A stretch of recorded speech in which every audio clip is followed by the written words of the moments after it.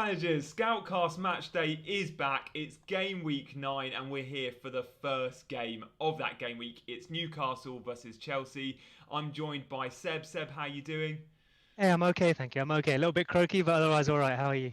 I'm buzzing about the football, mate. I've really missed having just internationals. I've missed not having Premier League football. And when your rank's as bad as mine, you need loads of game weeks. You need them quick. So I'm happy about that. We've got 8 game weeks in the next 6 weeks, I think.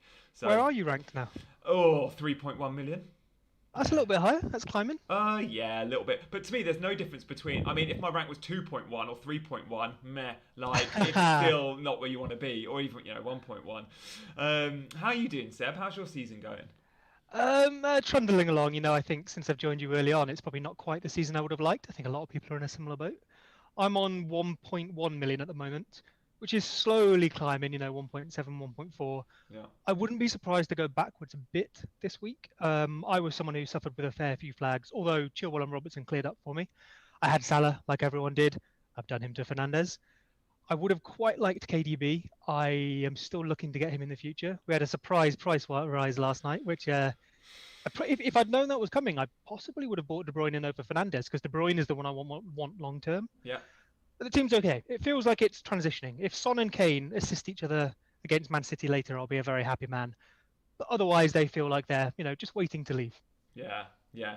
It'll be interesting to see next week how many people do hold on to those Spurs assets. I've got rid of one of them this week. I've got rid of Kane.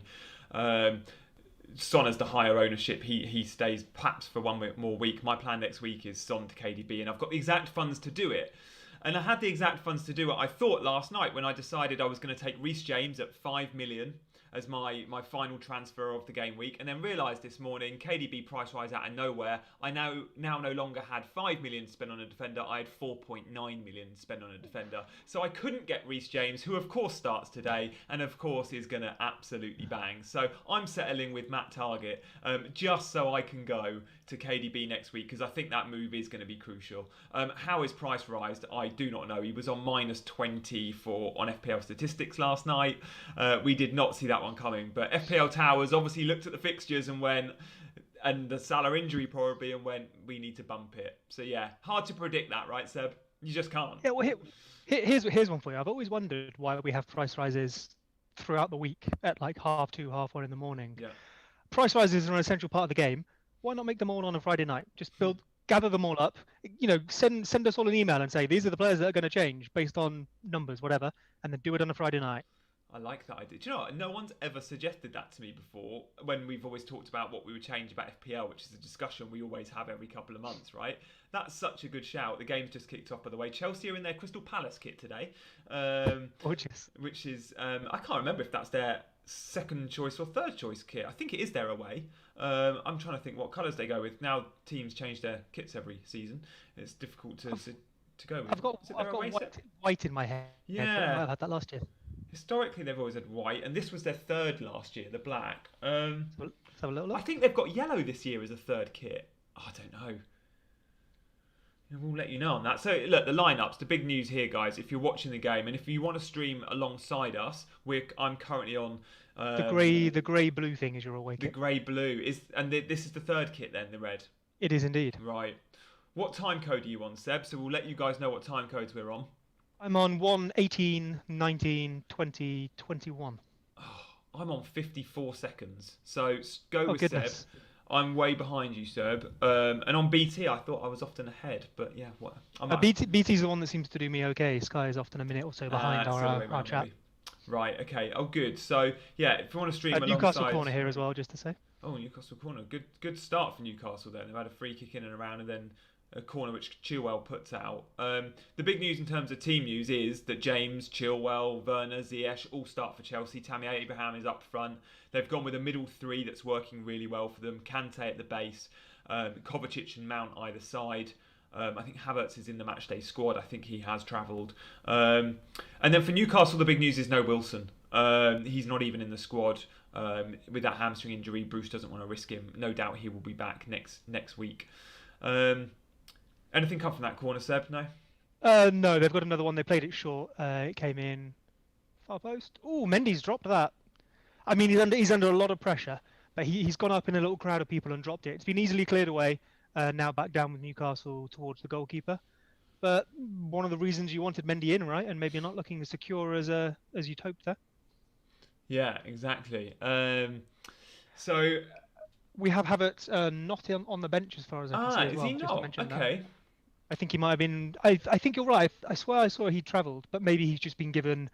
You're with the squad, but you have the week off and back in next week. Yeah, he had travelled, and Thiago Silva hadn't travelled. Was what I was aware of. And Thiago Silva, we saw this last time off the back of an international break. Thiago Silva missed out, and Chelsea have got midweek fixtures in the Champions League to worry about. Interesting. So watch. I'm on 3-10, 3-11. Watch now as Chelsea come forward. Hakim Ziyech, who is number 22, I think, is the furthest forward towards the left-hand side. He collects the ball, he recycles it again through the midfield, and then he sort of almost drops into a deep 10 position. He's on it again here as well on the left. I know in theory he's starting on the right, but he really looks like he has a free role to just go pick up that ball and create from where he wants. Yeah, and Werner's on the right when he is on that left, so look, they might be swapping between them. Werner, we've always known playing from the left. Both two-footed players, though, those guys. So in terms without Havertz today, I guess Ziyech maybe is. It's got quite a nice balance to it. It's almost like the midfield and strike force. You've dropped that one player who you weren't sure where to play. Yeah. And Ziyech is probably the one who's going to get all the touches. Oh, Timo Werner. Timo Werner's in, just puts it wide. Not an easy chance at all. Just coming in from that left-hand channel where you'd expect him to be. On his left foot, goes low across the keeper, and it's comfortably wide. Oh, I'm going to see it now. So, guys, I have captained Timo Werner. So this is a big, big game for me, especially because I don't own a United player. I would have captained Bruno if I had him. Wasn't willing to bring him in. It's a save. It was a good little save. Oh, Darlow has been the best Newcastle player this season, if you go by what Newcastle fans say. Oh, fair. Yeah. It looks like it may have been going wide despite the save. I don't know. I've not seen the replay yet. That's what I thought when it was first struck. I think maybe why I said, it's gone wide, is it certainly looked like it was always going across, but the keeper's made sure. Saw a little feature on BT saying, Werner's been player of the season so far. Sorry, not Werner. Darlow. Oh, he does get a good hand on it. Speaking of... Oh, no, that wasn't Timo Werner. Sorry, I missed that. Oh, that might have been Reece James. That would be great for you. Just on the edge of the area in the Paul Scholes pocket. Hits it straight into the Newcastle defence. The Paul Scholes pocket. I love how he's built a reputation for that. He scored 2 goals from there, and it's always known as the Paul Scholes pocket. I'm sorry, there were better that scored more. I'd call it the Frank Lampard pocket myself. Of course you would. Of course you would. I've got a friend, and every time we play football in the park, which is once a year, we'll always go. Like when you're kids and you call a player's name. Every time the ball comes to him on a nice little roll and he's shooting from distance, Scholes! He just does it every single time. So what are we thinking today, Seb? Newcastle have been conceded the most amount of shots in the league this season. Chelsea have scored the most amount of goals this season. That good odds for what should be a high scoring Chelsea win, but it doesn't always work like that. If you follow the numbers, you feel like that would work. But how often do we say that sort of thing and then see a low-scoring match, which feels like one of those, you just say, I feel it's going to be this without any particular reason. I suspect the managers know those stats as well. And so Newcastle, for example, will be very happy to concede those shots, but sit deep and try and protect their clean sheet. I think this has got to be Chelsea's match, if anyone's. And as you can see now, Chelsea are just living in that final third, moving the ball from side to side, looking for the gaps in Newcastle's defence. I think Chelsea will break the defence. I'd give you maybe, say, 2-0 Chelsea. Yeah, I'd take that. I think if we get a goal in the first half, it could be 3-4. But if we don't, I could see us nicking a 1-0. I don't know what Newcastle have really got at the other end. I mean, St. Maximin is a very, very talented player, but on his own, Longstaff, Hayden, Jacob Murphy and Joelinton, I'm not sure where their goal is coming from. It's such a reserve lineup, Seb. We often talk about back fives as are they a back three or a back five. This is a back five. Jacob Murphy, who's been playing as a wing back or full back, has actually now today playing front three. So he's effectively playing 6 defenders. It's a back five plus Murphy, who's been playing as a full back. It's a really anti-football part of the bus approach by Steve Bruce. But look, you've got to make the most of what you've got, and of course you're playing the team that have scored the most goals in the Premier League this season. You're gonna go defensive, and without the fans there, that actually suits Steve Bruce to go. I can park the bus today, and no one's gonna moan. Oh, for sure. I mean, Steve Bruce is paid to win football matches or at least get as many points as he can. He's not going to throw this one away against Chelsea, is he? He's going to do what he can to get that 1 point. Yeah, if you look at the teams on paper, if that Newcastle team wants to go toe to toe with Chelsea, something's going to go seriously wrong. They're going to concede a lot of goals. You know, without Wilson as well, without Fraser, St Maximum's the only spark, and he's up there with Joel Linton. But there's very little else. That midfield doesn't look the most creative either, does it? I think Hayden is in there. I think Sean Longstaff is in there with him. So those two don't offer much in terms of creativity either. Which means, is John Joe Shelby injured, Seb? He's on the bench. He's on the bench. I would have. That is a weird one.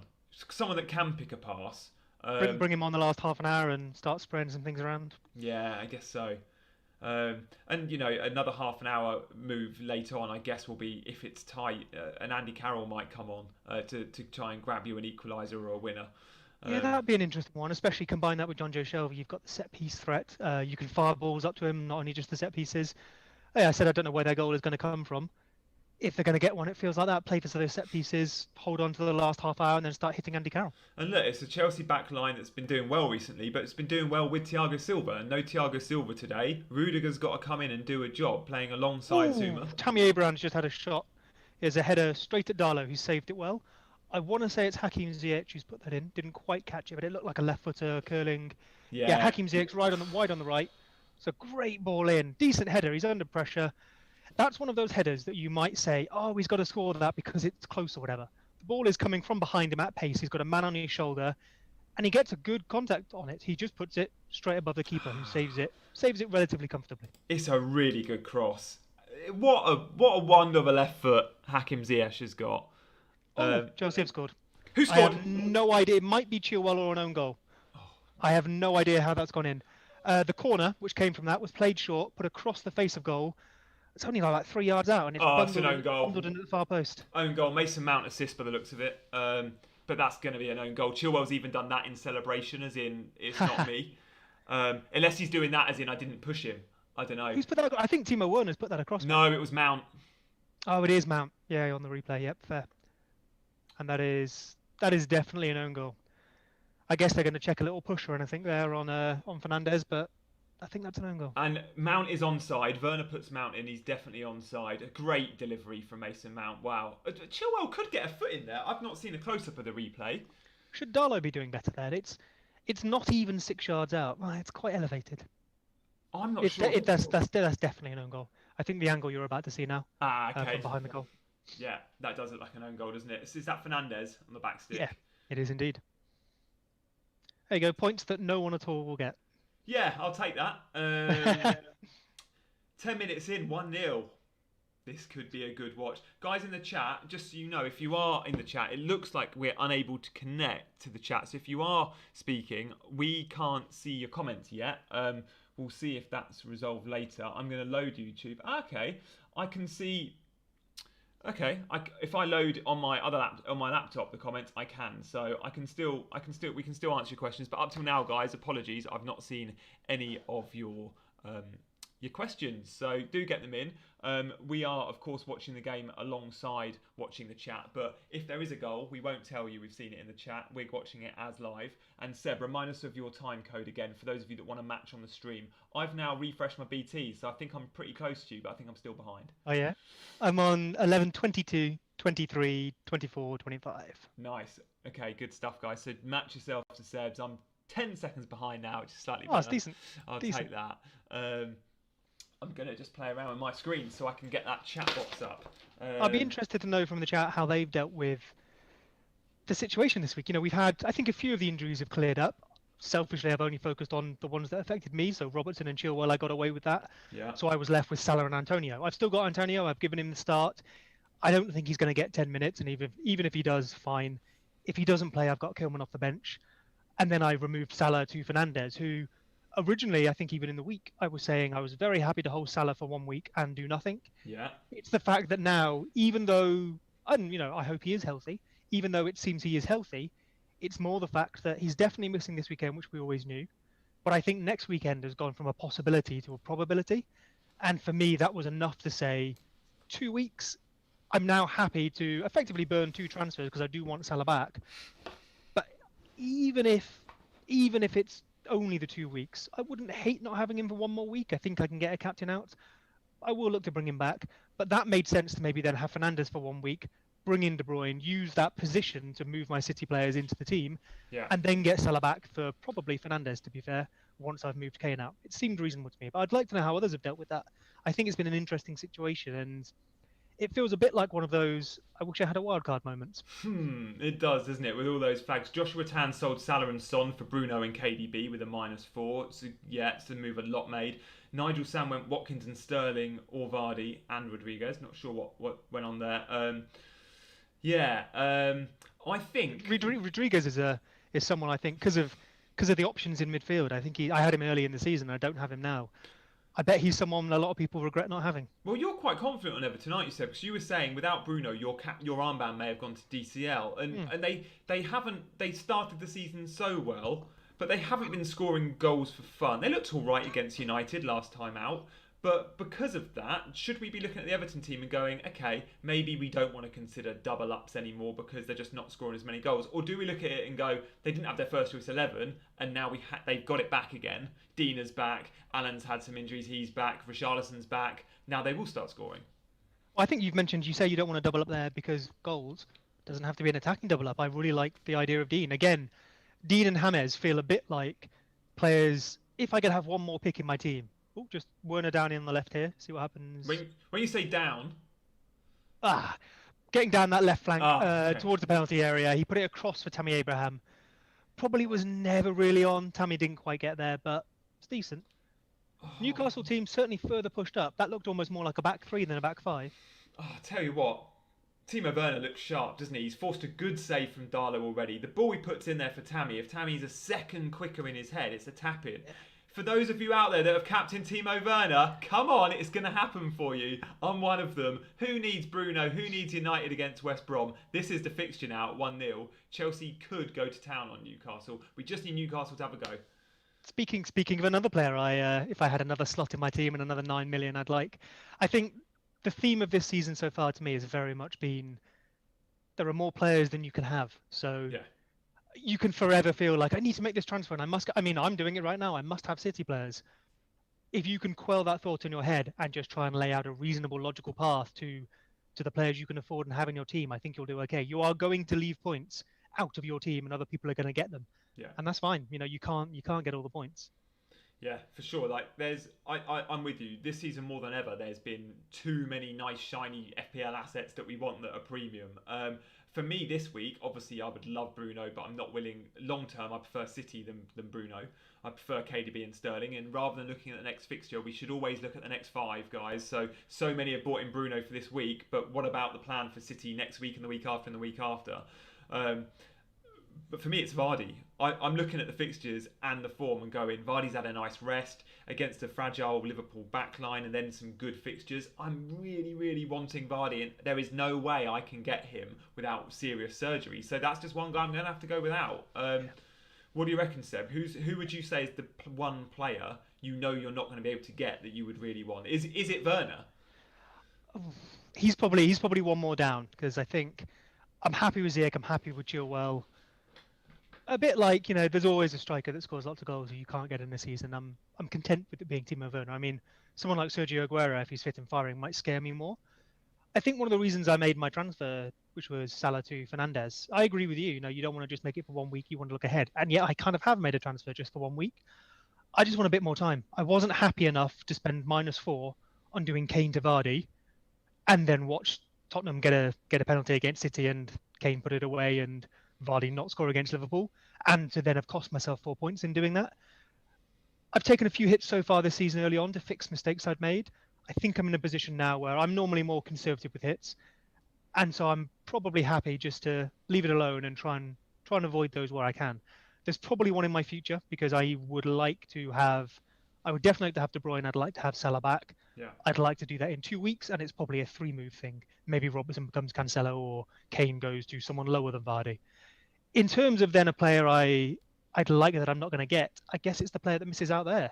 Will it be Fernandes? Will it be Rashford? I looked last night at doing Salah to De Bruyne and Son to Rashford, which would have been a -4. The only reason I didn't do it is I couldn't find any evidence that said Rashford would definitely start. Yeah. But if I spend -4 to then have Kilman come off my bench anyway, that seems not so smart.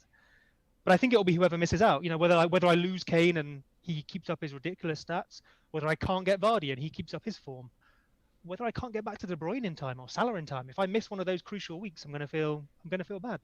Getting on KDB for next week, I think is key. I think they've got Burnley, but then they've got Fulham and West Brom in the next 4 off the back of that. But guys that have sold Salah, take a little bit of comfort in the respect that he may not play against Brighton next week, and the week after that it's Wolves. So game week 12 versus Fulham is the week we all want to make sure we've got Salah back. But you may be able to go quite comfortably without Salah till game week 12. So you've got a little bit of breathing space, which is quite nice for you, Seb. I think the fact that more people haven't just done Salah to Mane shows that it's Salah we want, not necessarily Liverpool for the next couple of weeks. And don't get me wrong, Mane could score 2 goals very easily in that time. He could score 5 goals. But I think De Bruyne, Fernandes, even holding on to your Spurs assets, when you balance the fact that fine, Mane or Salah might score some points, but you'd have to spend points to get those Mane points or miss out on Fernandes, it feels like we'll come out on top if we just leave Liverpool alone for two weeks. I'm happy with. I'd like to be in a position to get Salah back for Fulham. Yeah, Danelius says he has taken no hits. He has also had Bruno since game week 1. Fair play. I've started Antonio this week, says Nuclear Atoms. Yeah, and that's a move you've made as well, Seb. I mean, look, he said I had him since Wildcard. He said on Twitch, apparently, he has his own Twitch channel, and apparently he said on Twitch on the Thursday or Friday night that I am fit and ready to play. He said it. And then that's good information to know. Yeah, and then a day later, so this would have been the Thursday night, because then the Friday press conference, Moyes' comments were a little bit more reserved. But from the horse's mouth, Antonio said he's fit. So I've no doubt he's in the squad. It's, do you play a player that's injury prone like him? Do you put him straight in the starting lineup, knowing the way he plays the game and how explosive he is? Because it was his hamstring, right, Seb? He was out with a hamstring injury, wasn't it?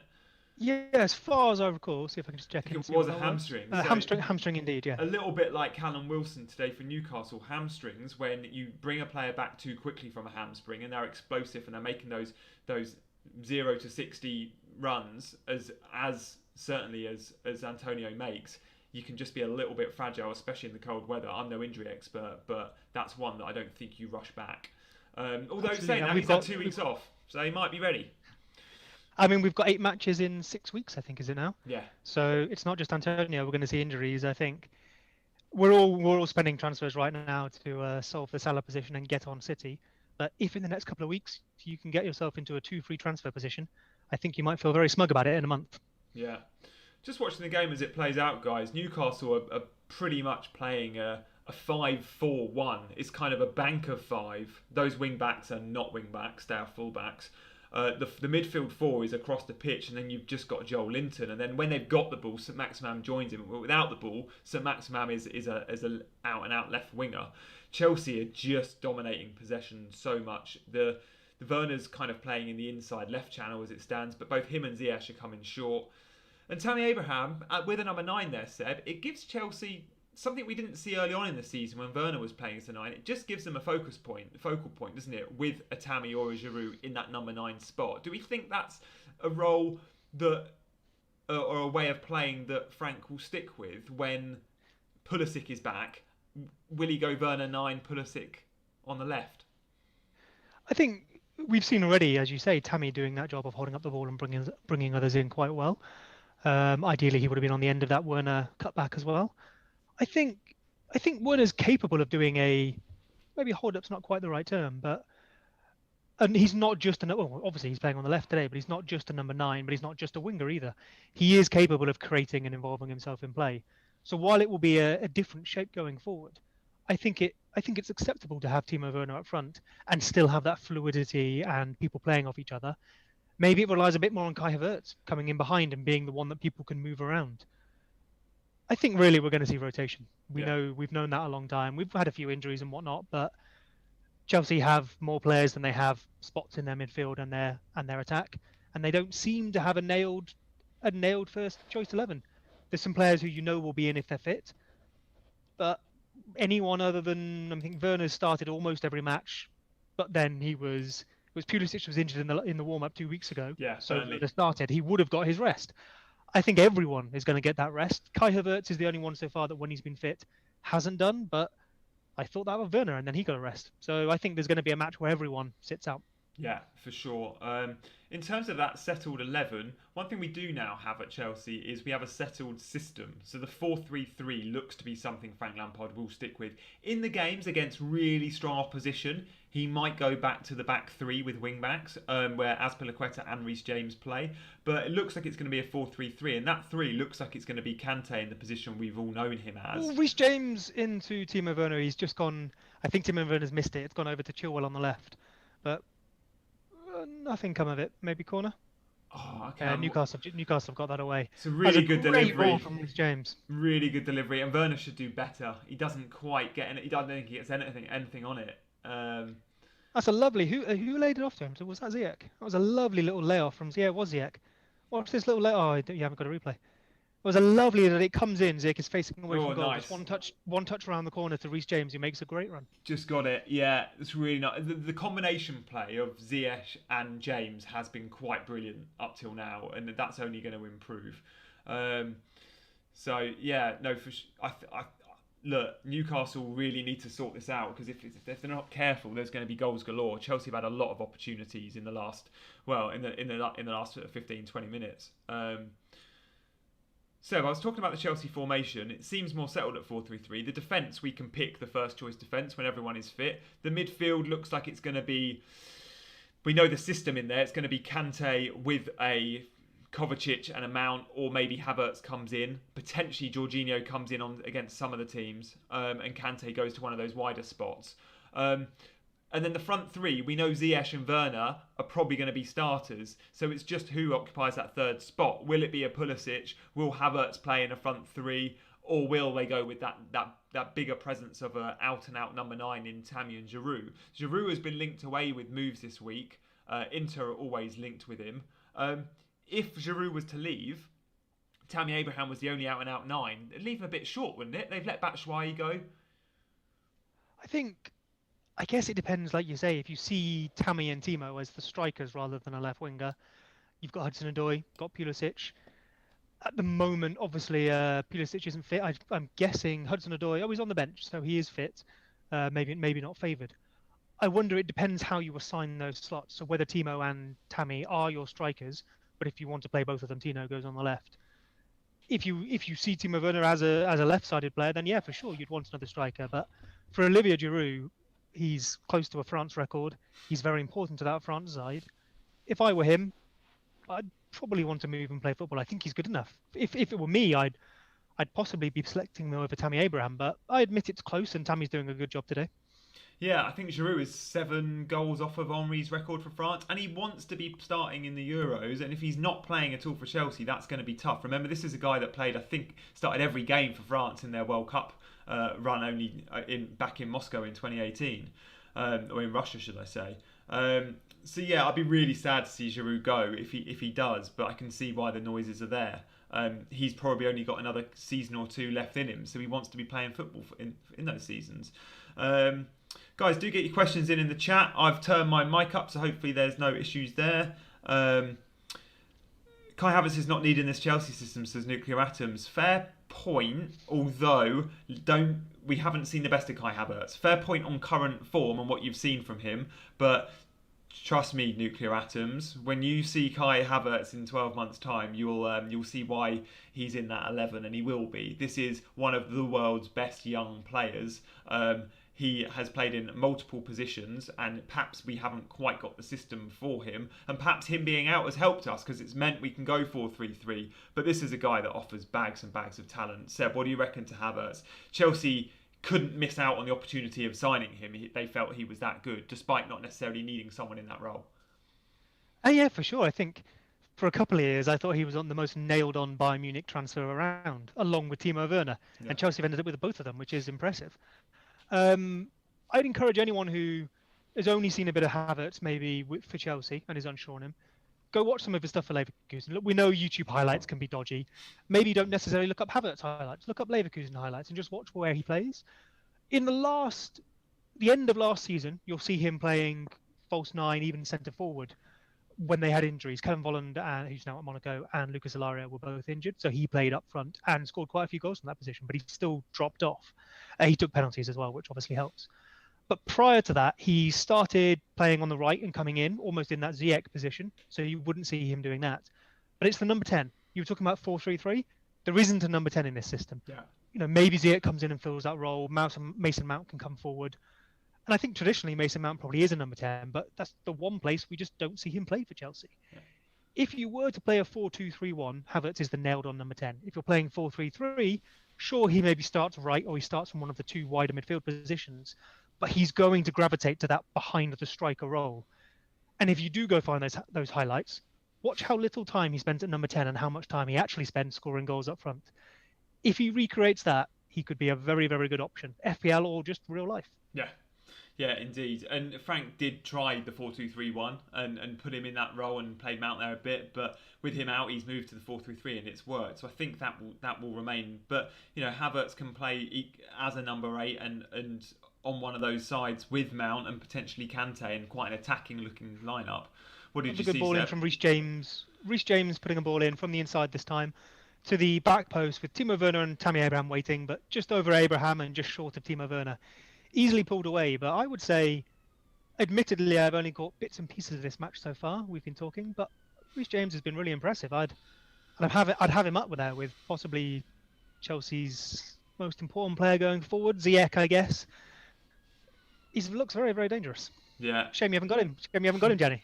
Point one short because of a silly price rise on KDB. Havertz was effective as a striker, says Simon. Yeah, he did well there as a 9 where we saw post-lockdown. Nuclear says, I know if Havertz is fit, he's in the right system, Chelsea can move their attack in multiple positions. Absolutely right. Saw an interesting comment that I was going to read out. Surely Havertz and Mount either side of Kante. Yeah, that works, Simon. Havertz and Mount either side of Kante against teams like Newcastle. That could have worked when you're going to have loads of the ball. Oh, Timo Werner's in.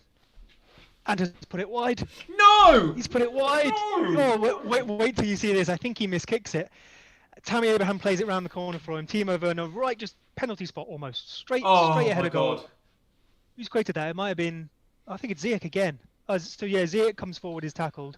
And then around the corner from Tammy Abraham, and he's just, Okay, he does not miss those chances. He's gone to give the keeper eyes. He's gone to give the keeper the eyes. So he's facing the keeper here, and he's gone, I'm looking this way, I'm going to put it across you there. And he just cuts across it with his foot to go in the other corner, and he just mishits it, and it bobbles wide. I can't do it. He should have just tucked that away. I mean, easy for me to say stood here, but it's almost like he's tried to be too clever. Just tuck that away, low and hard, and the keeper's not getting it.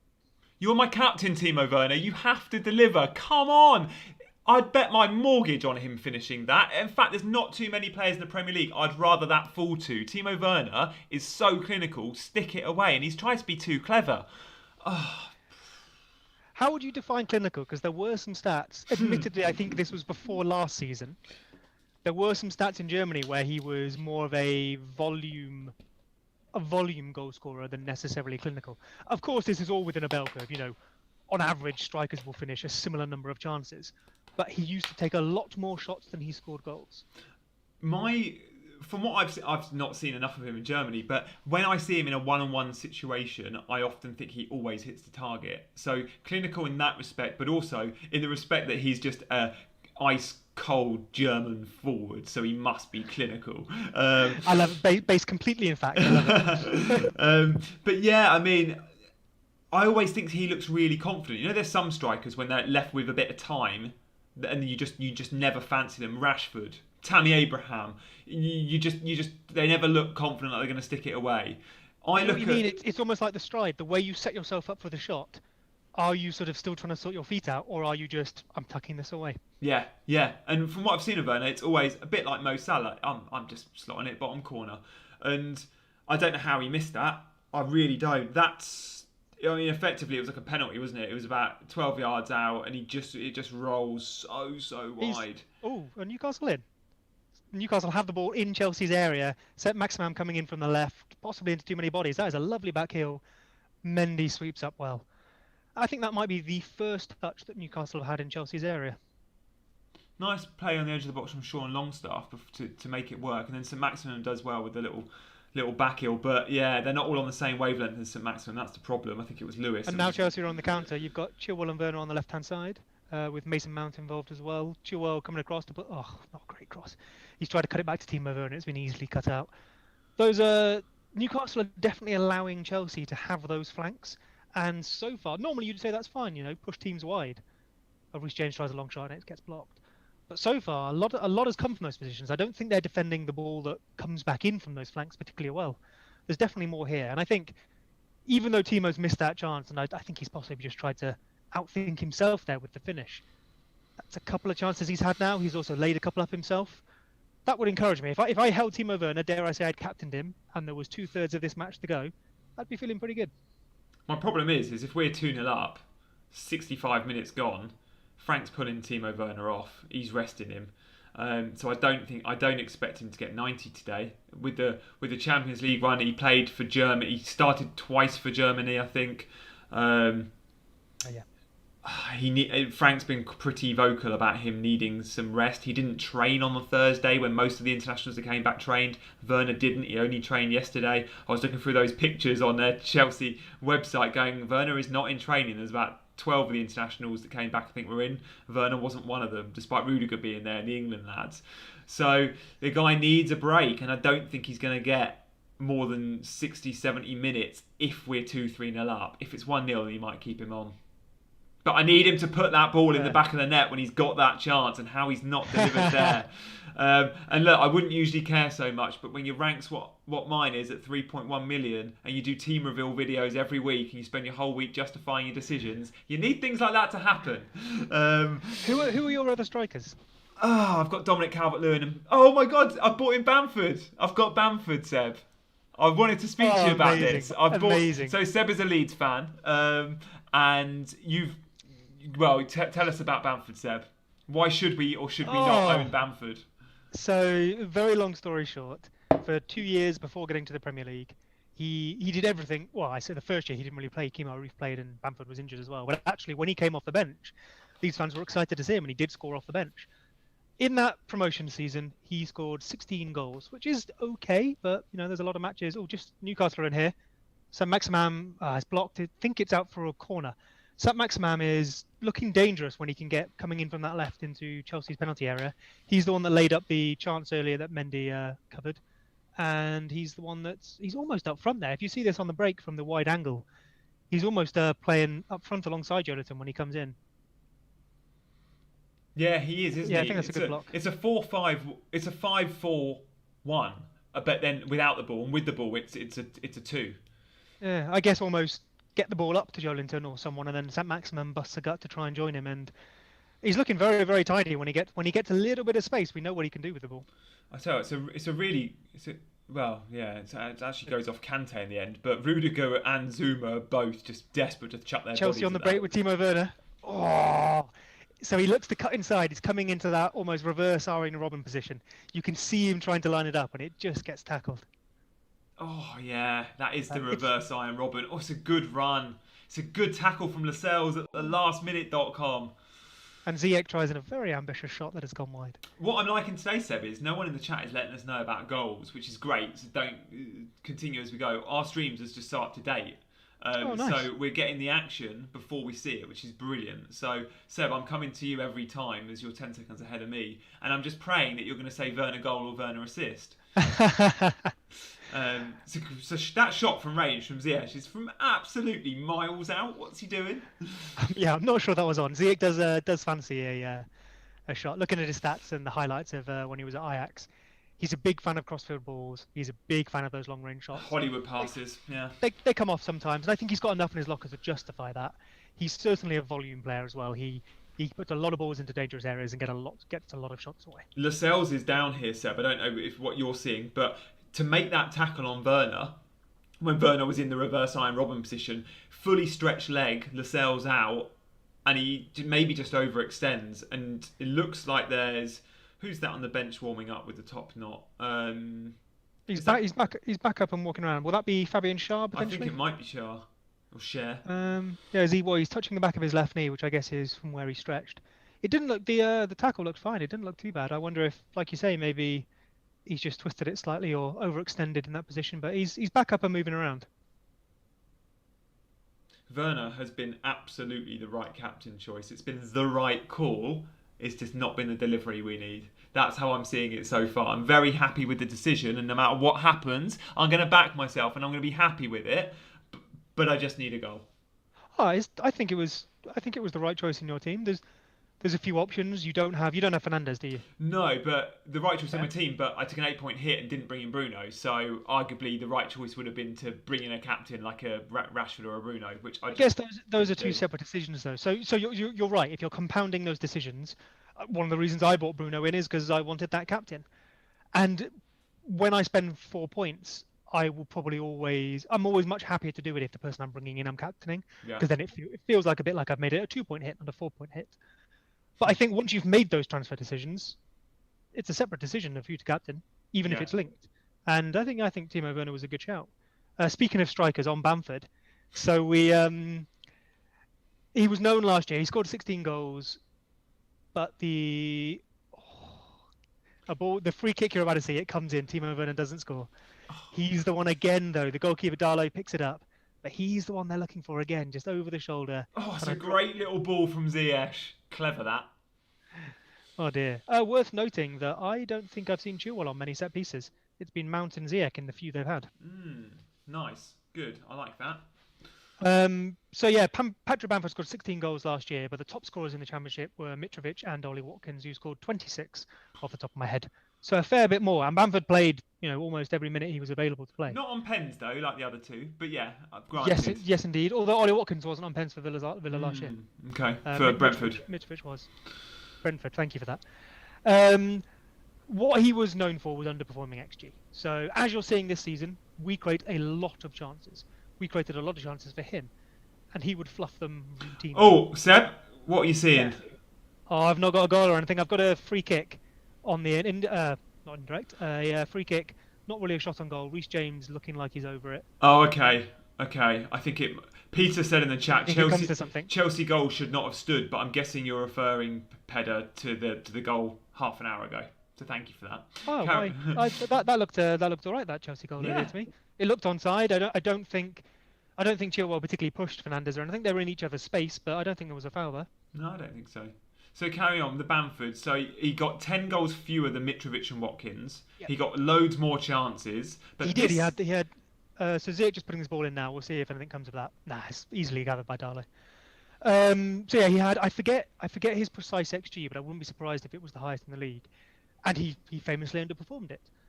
We expected the same thing to happen in the Premier League. One of the issues Bamford seemed to have was he'd often be presented with quite a good chance and have a little bit too much time to think, almost what Timo Werner did earlier, and make the wrong decision.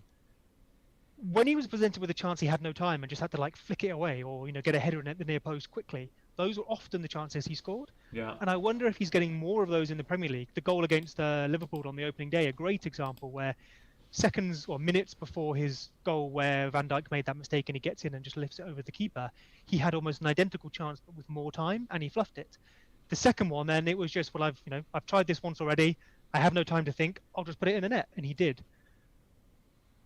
I'm not really sure what the difference is. It might just be variance.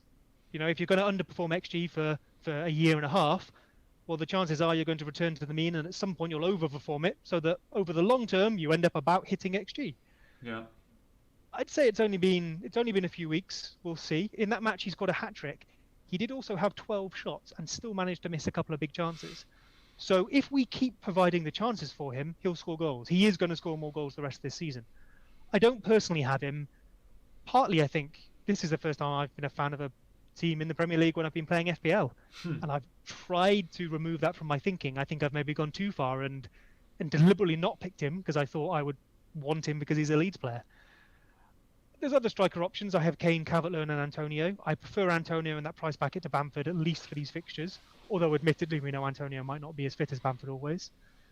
It's a decent pick. I think you can see so far the goals he scored. I can't argue with that. Anyone who picked him in the first week has made a good decision and got it right when I got it wrong.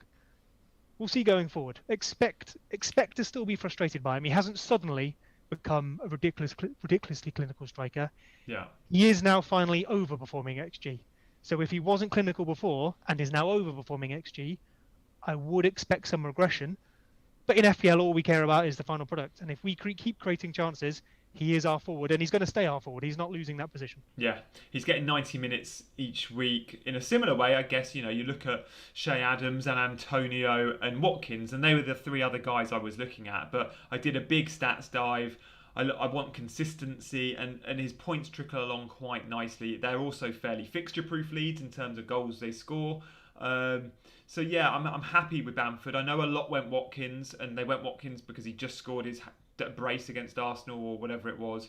But Watkins has scored 1 goal fewer this season than Bamford, but also 5 of those goals have come in 2 games against Arsenal and Liverpool. He's blanked against some of the teams you'd expect him to score in, whilst Bamford's perhaps not as explosive as Watkins, perhaps doesn't have as high a ceiling, but his points trickling nicely, and he gets more opportunities, as you say, Seb. And with Phillips back fit, I think Leeds will be a better team and will score more goals. I think that will help them. And the Arsenal fixture, I think, is quite nice. Arsenal, who were at 6s and 7s last time out against Villa, they've had loads of players who are on international duty. I fancy Leeds to give Arsenal a good game and get something from that. I think we're going to lose 1-0 to Arsenal. I think Arteta so far has shown, I think in the little we've seen in him, he's a very, very good manager. But he's also shown that, at least with the players he has at his disposal, he is very happy to set the team up very sound defensively and then try and see what he can take up front. Now, I'm not saying Arsenal should do that against Leeds. They're a better team than us.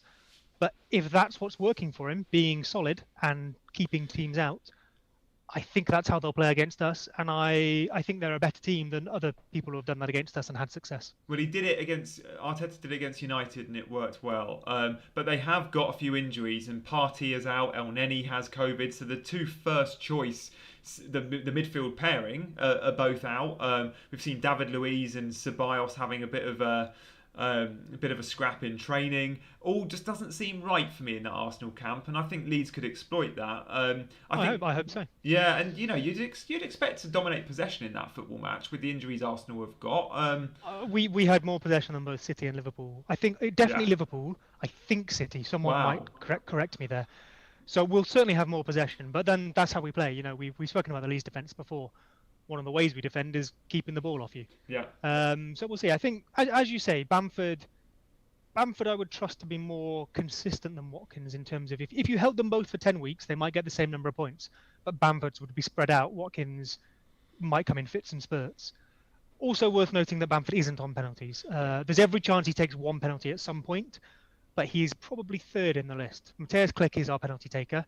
And then if Hernandez is on the pitch, he will sometimes take them. He often takes them.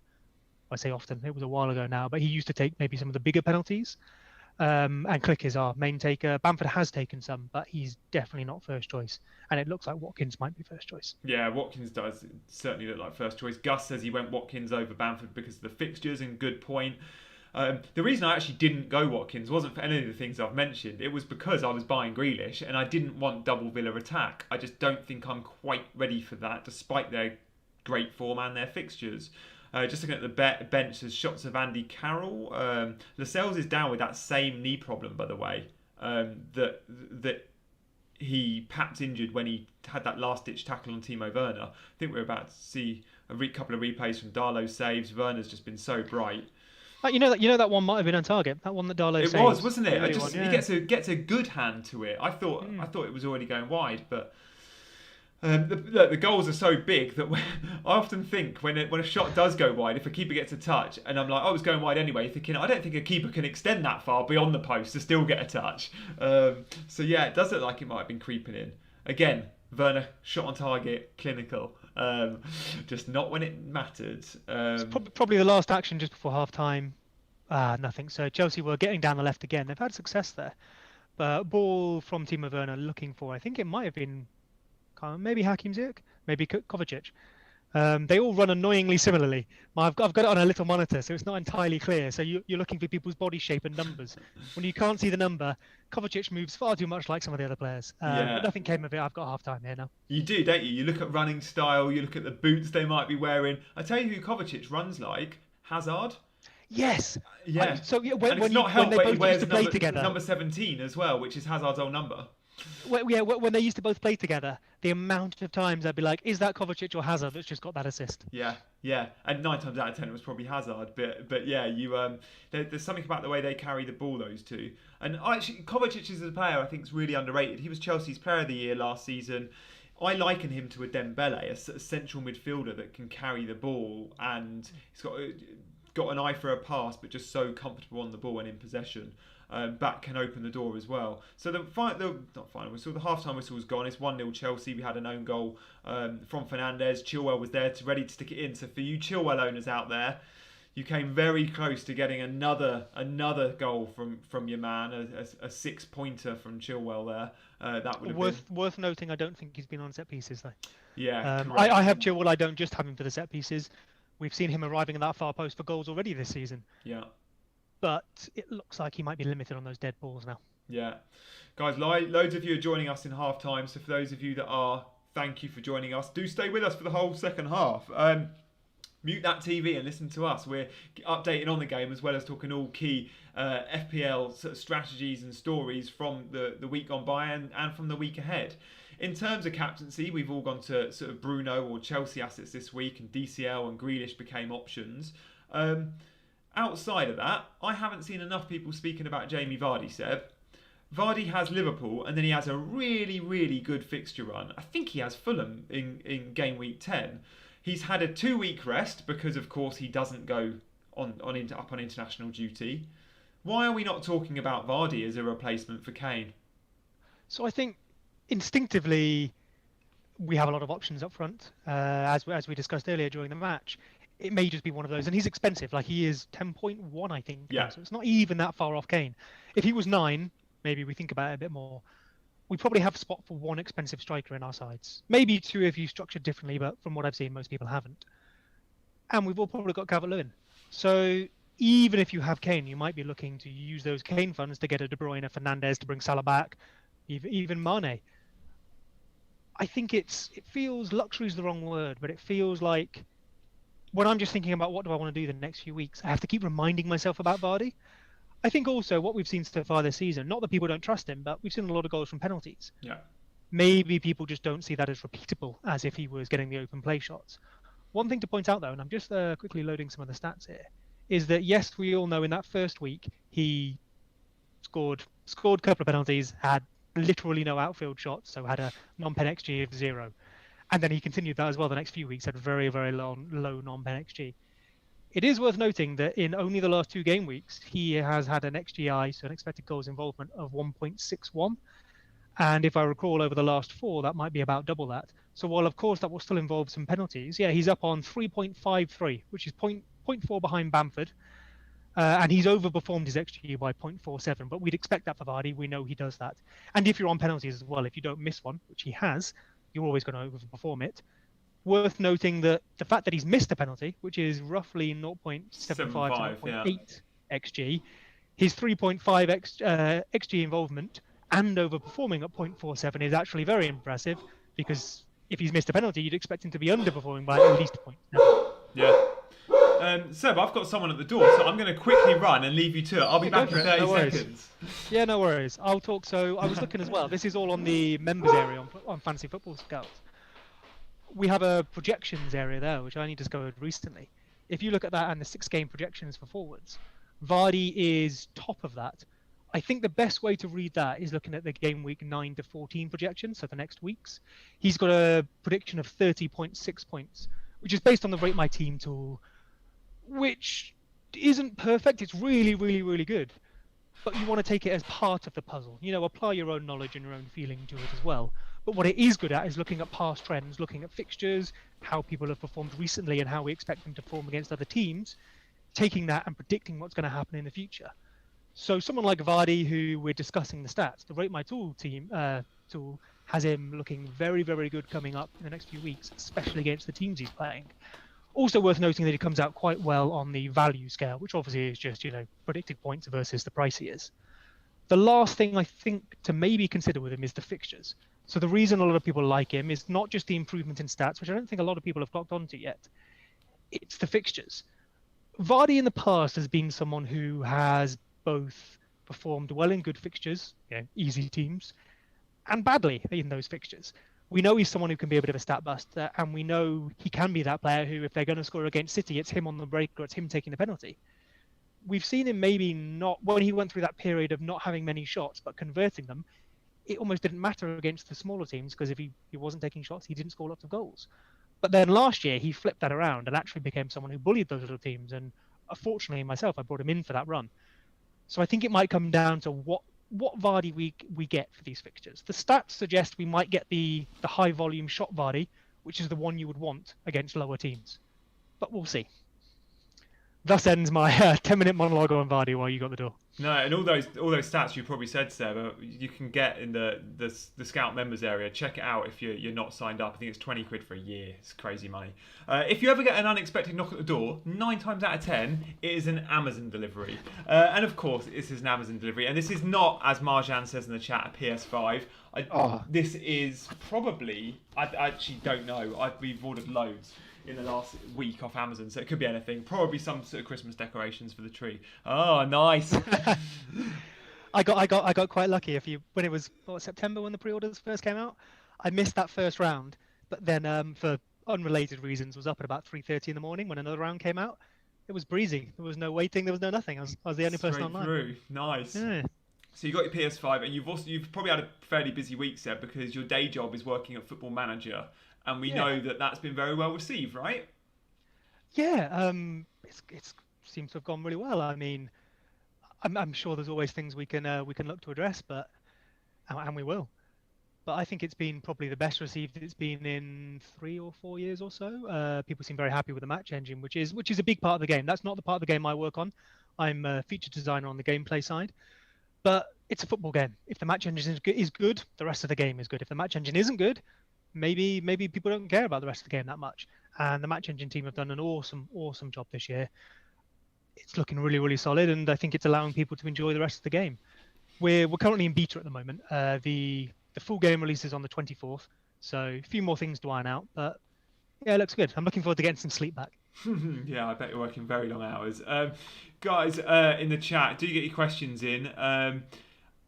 We've not really spoken about Kane and Son. Now, look, I have sold Kane this week, and I'll be selling Son next week to KDB, probably despite whatever happens. I just can't see past those fixtures, but their ownership is so high that it is very scary selling them. I think Son's on over 50% still. Kane's not far behind that.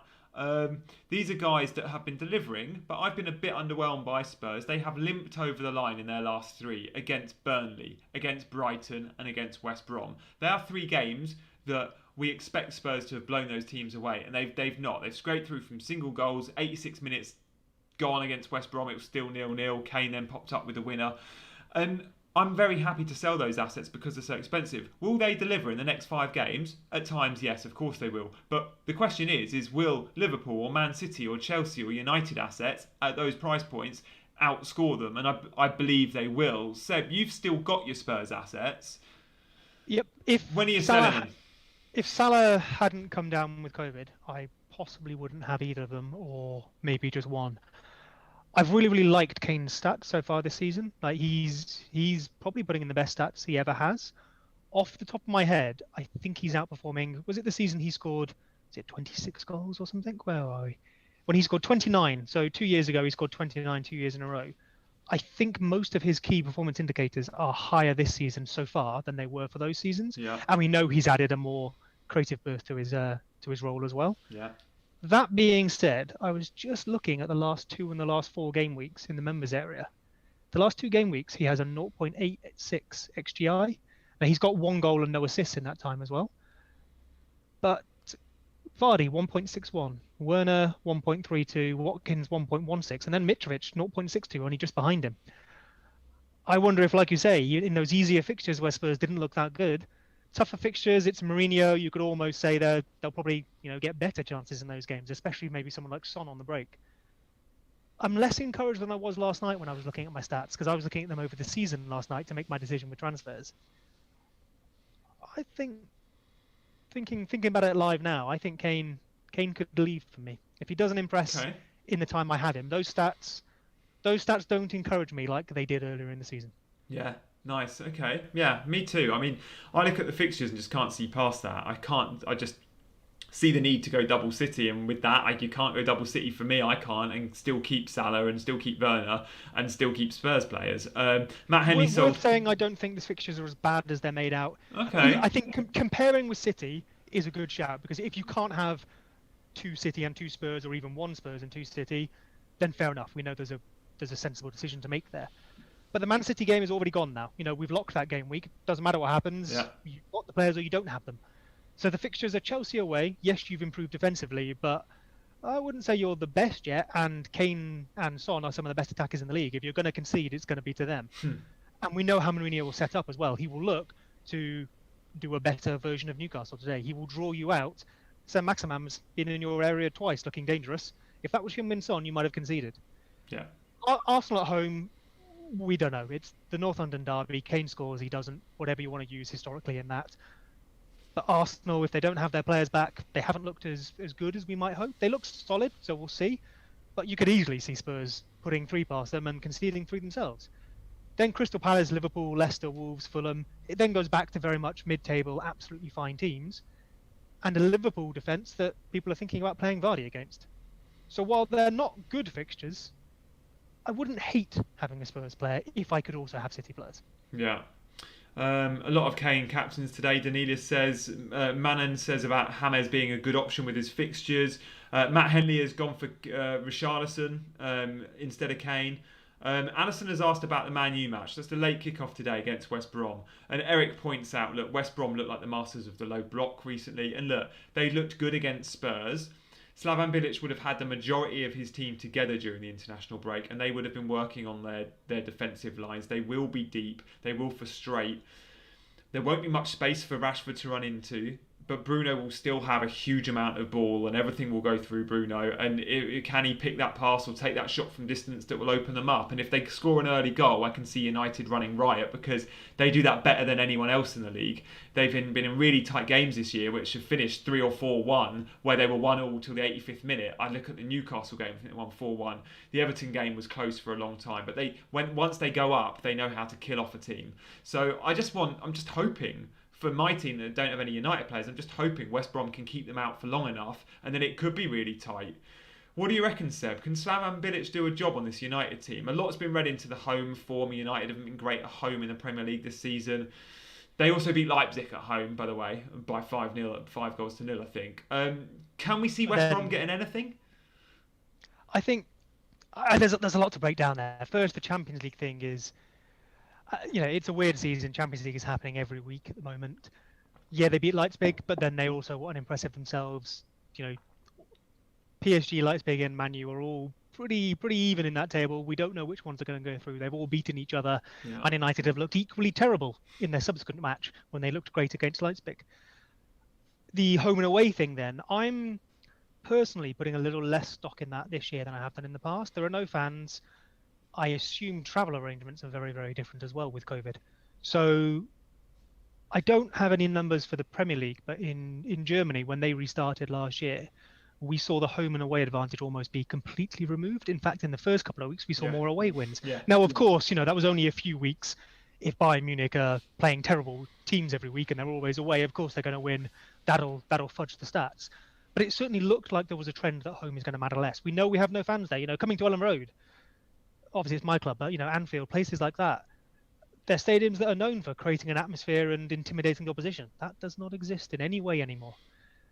And then coming to Man United themselves, I don't think they're an impressive outfit, but we don't need them to be impressive. We just need points. Against someone like West Brom, I don't think they're winning 5-0. I wouldn't be surprised if they just scrape 1-0. But who's going to be involved in that? Unless he loses set pieces, he'll keep penalties, but unless he loses some corners to Alex Telles, I think Fernandes is going to be the most involved. If Rashford doesn't play, that wouldn't be great, because I think him and Fernandes are a nice partnership. But then it probably means Fernandes is even more involved. Yeah.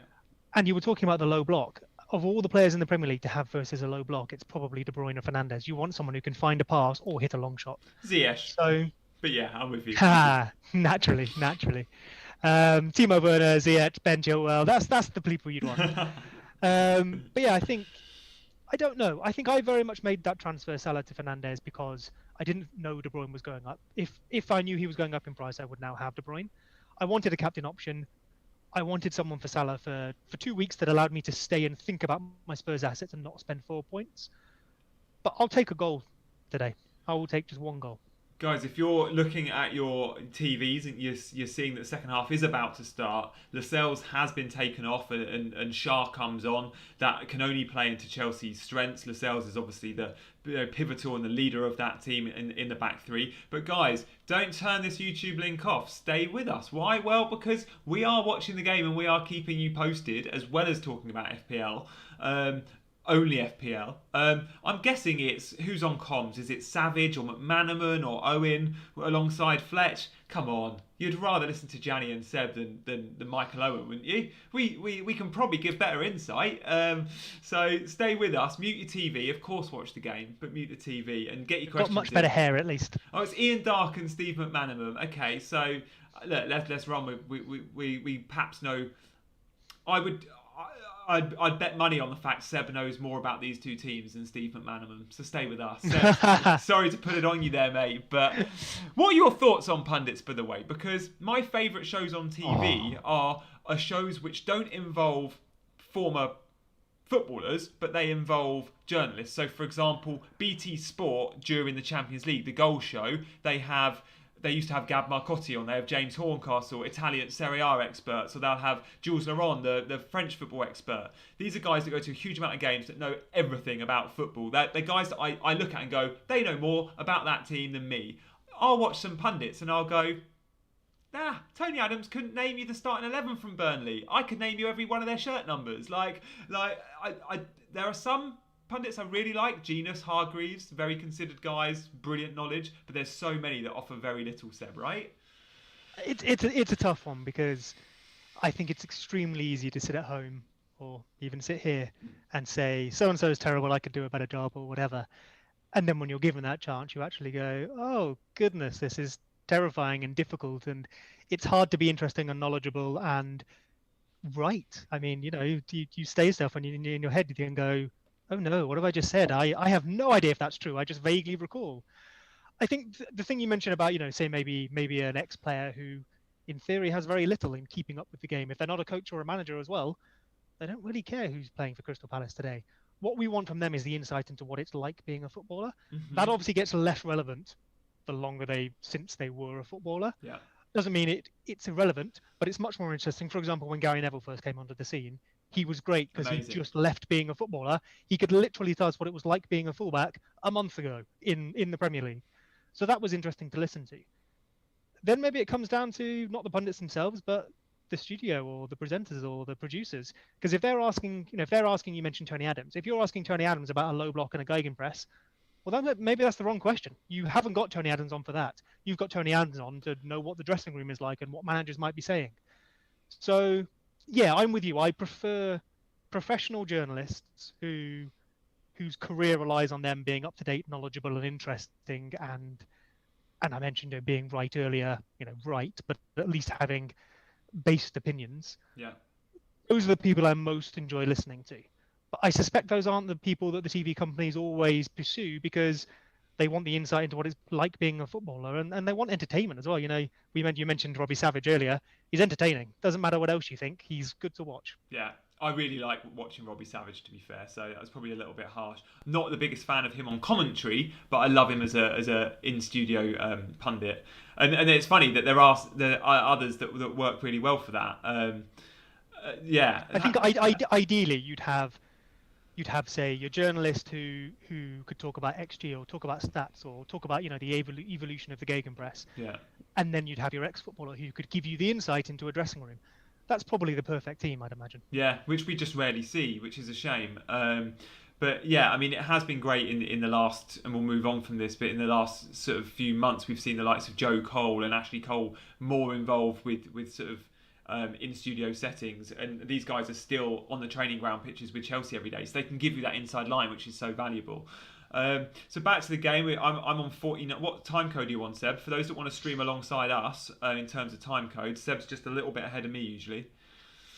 49, 23, 24, 25, 26.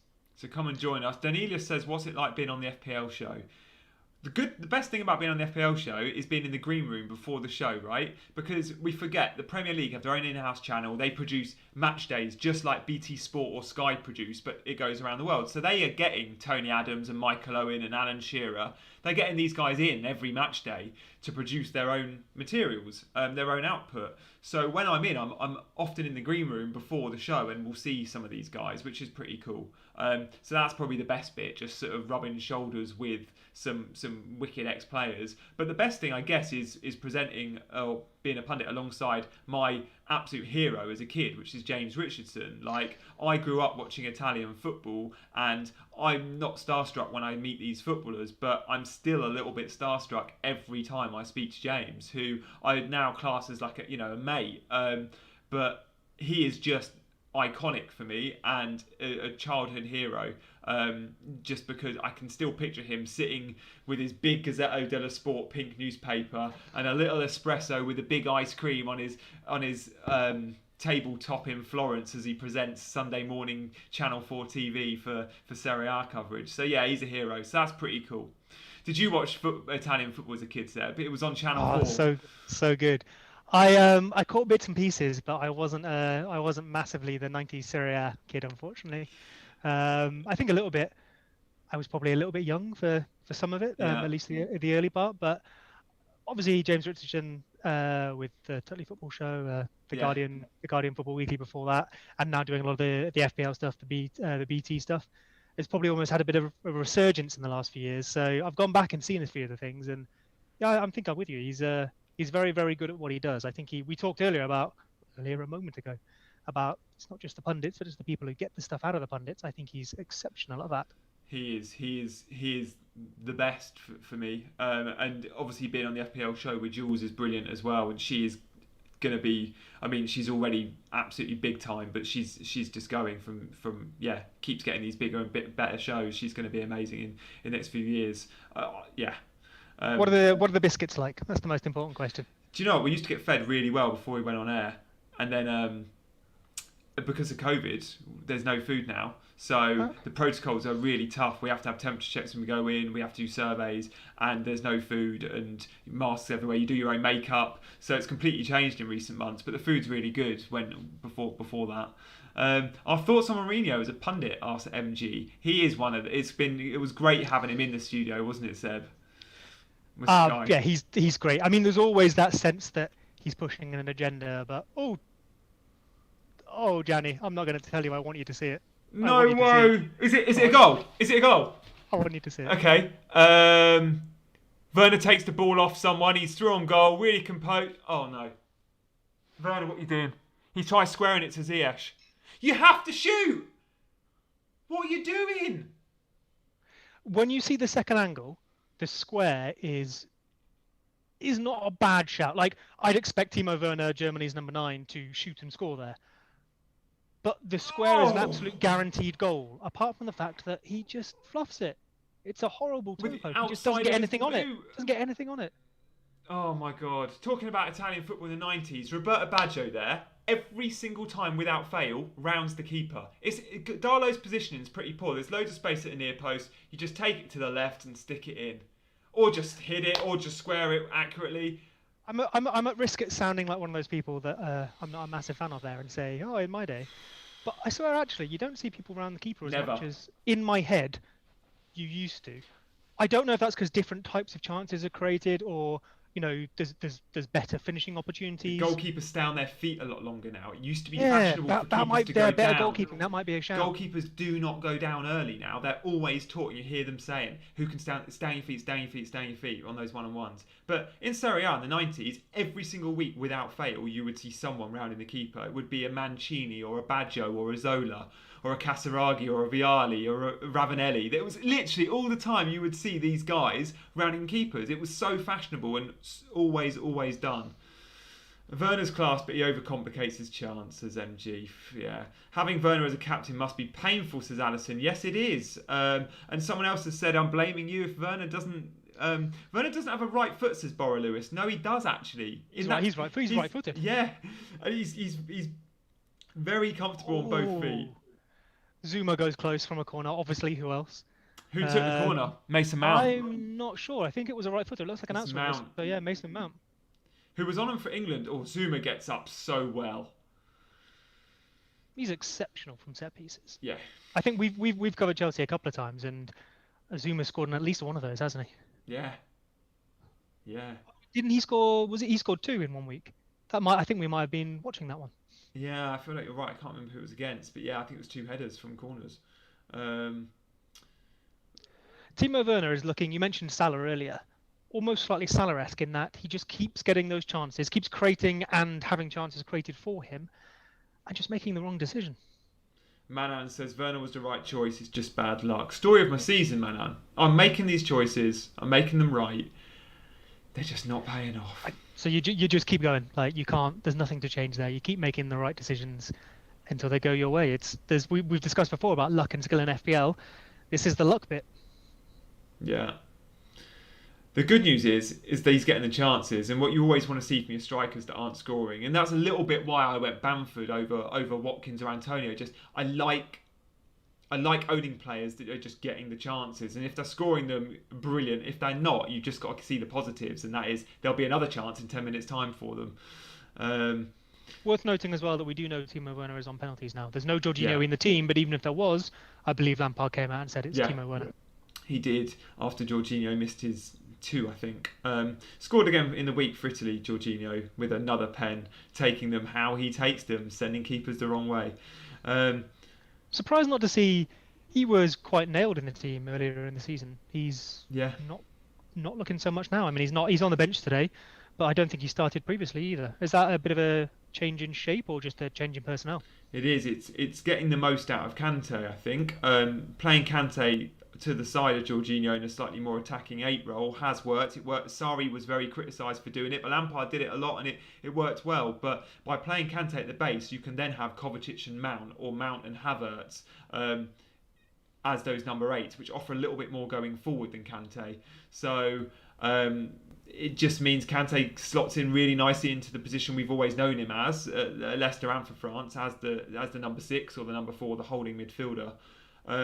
He's not as good in possession as Jorginho, but he offers so much more off the ball, as we know. If you've got Kovacic, Mount, Havertz next to him, I guess he doesn't need to be as good in possession. You can just recycle it.